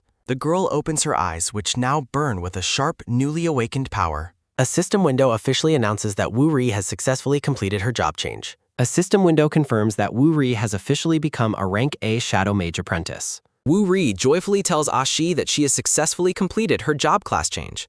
Bowing deeply, Wu Ri expresses her sincere gratitude for his help inside the mental dream. The silver-haired girl secretly resolves to keep her mysterious dual identity hidden from her companion. Qingzai awakens in a frantic state, screaming the name of the girl who saved him. Luoxi asks what is wrong while Wu Ri watches their friend with great concern. Startled, Qingzai recognizes Luo Shi and calls out to him in a state of shock. Qingzai desperately begs Luo Shi to take him back to the previous challenge stage immediately. Luo Shi explains that the mental stage has vanished completely now that they have returned. Desperate for hope, Qingzai asks if those who died within the stage can be saved. Luo Shi reflects on how his friend's current trauma mirrors his tragic past life experiences. A memory surfaces of the girl who once sacrificed her own life to save Qingzai. A traumatic flashback depicts the girl falling into flames as Qingzai fruitlessly reaches for her. Luo Shi realizes he lacks the specific details of what his companion endured in fragments. The hero worries that giving the wrong advice could lead to his friend's eventual death. Luo Shi considers pulling his companion into his own stage to spare him from pain. A heavy silence hangs in the air as Luo Shi ponders his next difficult decision. The hero questions if avoiding all pain is truly the right path for his friend. Overcome with guilt, Qingzai breaks down and apologizes to the girl for his failure. Luo Shi acknowledges his own arrogance in trying to control his companion's destiny out of pity. The hero resolves to defeat the evil gods and end everyone's suffering in this life. Luo Shi shares the news that the girl who died isn't actually dead in reality. Hope returns to Qingzai's eyes as he asks if the good news is really true. A news report on a smartphone confirms that many victims are merely in deep comas. Qingzai questions the connection between the coma patients and the girl who died in-game. Wu Ri clarifies that dying within the simulation only results in a real-world deep coma. Realizing she is still alive, Qingzai is told to think more logically next time. Wu Ri reflects on her own comatose parents and the necessity of clearing the game. Determined, the girl vows to clear the prison day and take down the final mastermind. Wu Ri and Qingzai join forces, resolving to defeat the mastermind as a united team. Luo Shi feels proud seeing his companions fighting with such passion for their loved ones. A vision compares their current resolve to the absolute despair of their previous lives. The hero realizes that having a drive to protect others creates a new source of hope. Liu Xi advises his friends to build strength as they are currently lagging far behind. A system window reveals Yu Qing's level 4 stats and his relatively modest power attributes. Liu Xi notes that his friend gained most of his current power stats for friend. Qingzai curiously asks Ruri what level she managed to reach after her job change. A system window reveals Wu-Ru is level 9 with vastly superior strength and agility. Shocked by her high level, Qingzai jokes that she could easily defeat him right now. Qingzai wonders about the true extent of Luoxi's power compared to their own levels. A massive window reveals Luoxi's level 17 stats and his unique mental effect immunity. Qingzai desperately begs Luoxi to carry him through at least one more game stage. Driven by purpose, Qingzai vows to fight the mastermind until the very end. Luoxi watches his friend, seeing their shared hopes finally align for the future battle. A community notice page provides details on how to support and commission new series. A credits page thanks the patrons and lists the recruitment needs for the translation team. Luoxi identifies their true enemies as powerful entities he refers to as evil gods. The hero explains the specific rules that the evil gods must follow within physical reality. Both companions scream their refusal to surrender, driven by the memories of their lost families. Wu Ri and Qingzai affirm their clear goal of taking down the game's mastermind together. Luoxi stands before a woman radiating dark energy and intense malicious intent. Luoxi realizes the woman behind him is finally on the verge of betraying humanity. At a cafe, the brown-haired woman asks if the hero survived 2 game stages. Luoxi suspects her eventual corruption while she asks for his true reason for meeting. While she secretly plots his downfall, Luoxi announces he will join her next game. The hero remains calm and focused while continuing their conversation over a cup of coffee. Infuriated by his blatant rejection, the woman silently vows to make the hero regret it. Within a digital space, a companion confirms his success before Luoxi activates his special ability. A surging pillar of brilliant blue energy completely envelops the hero during his transition.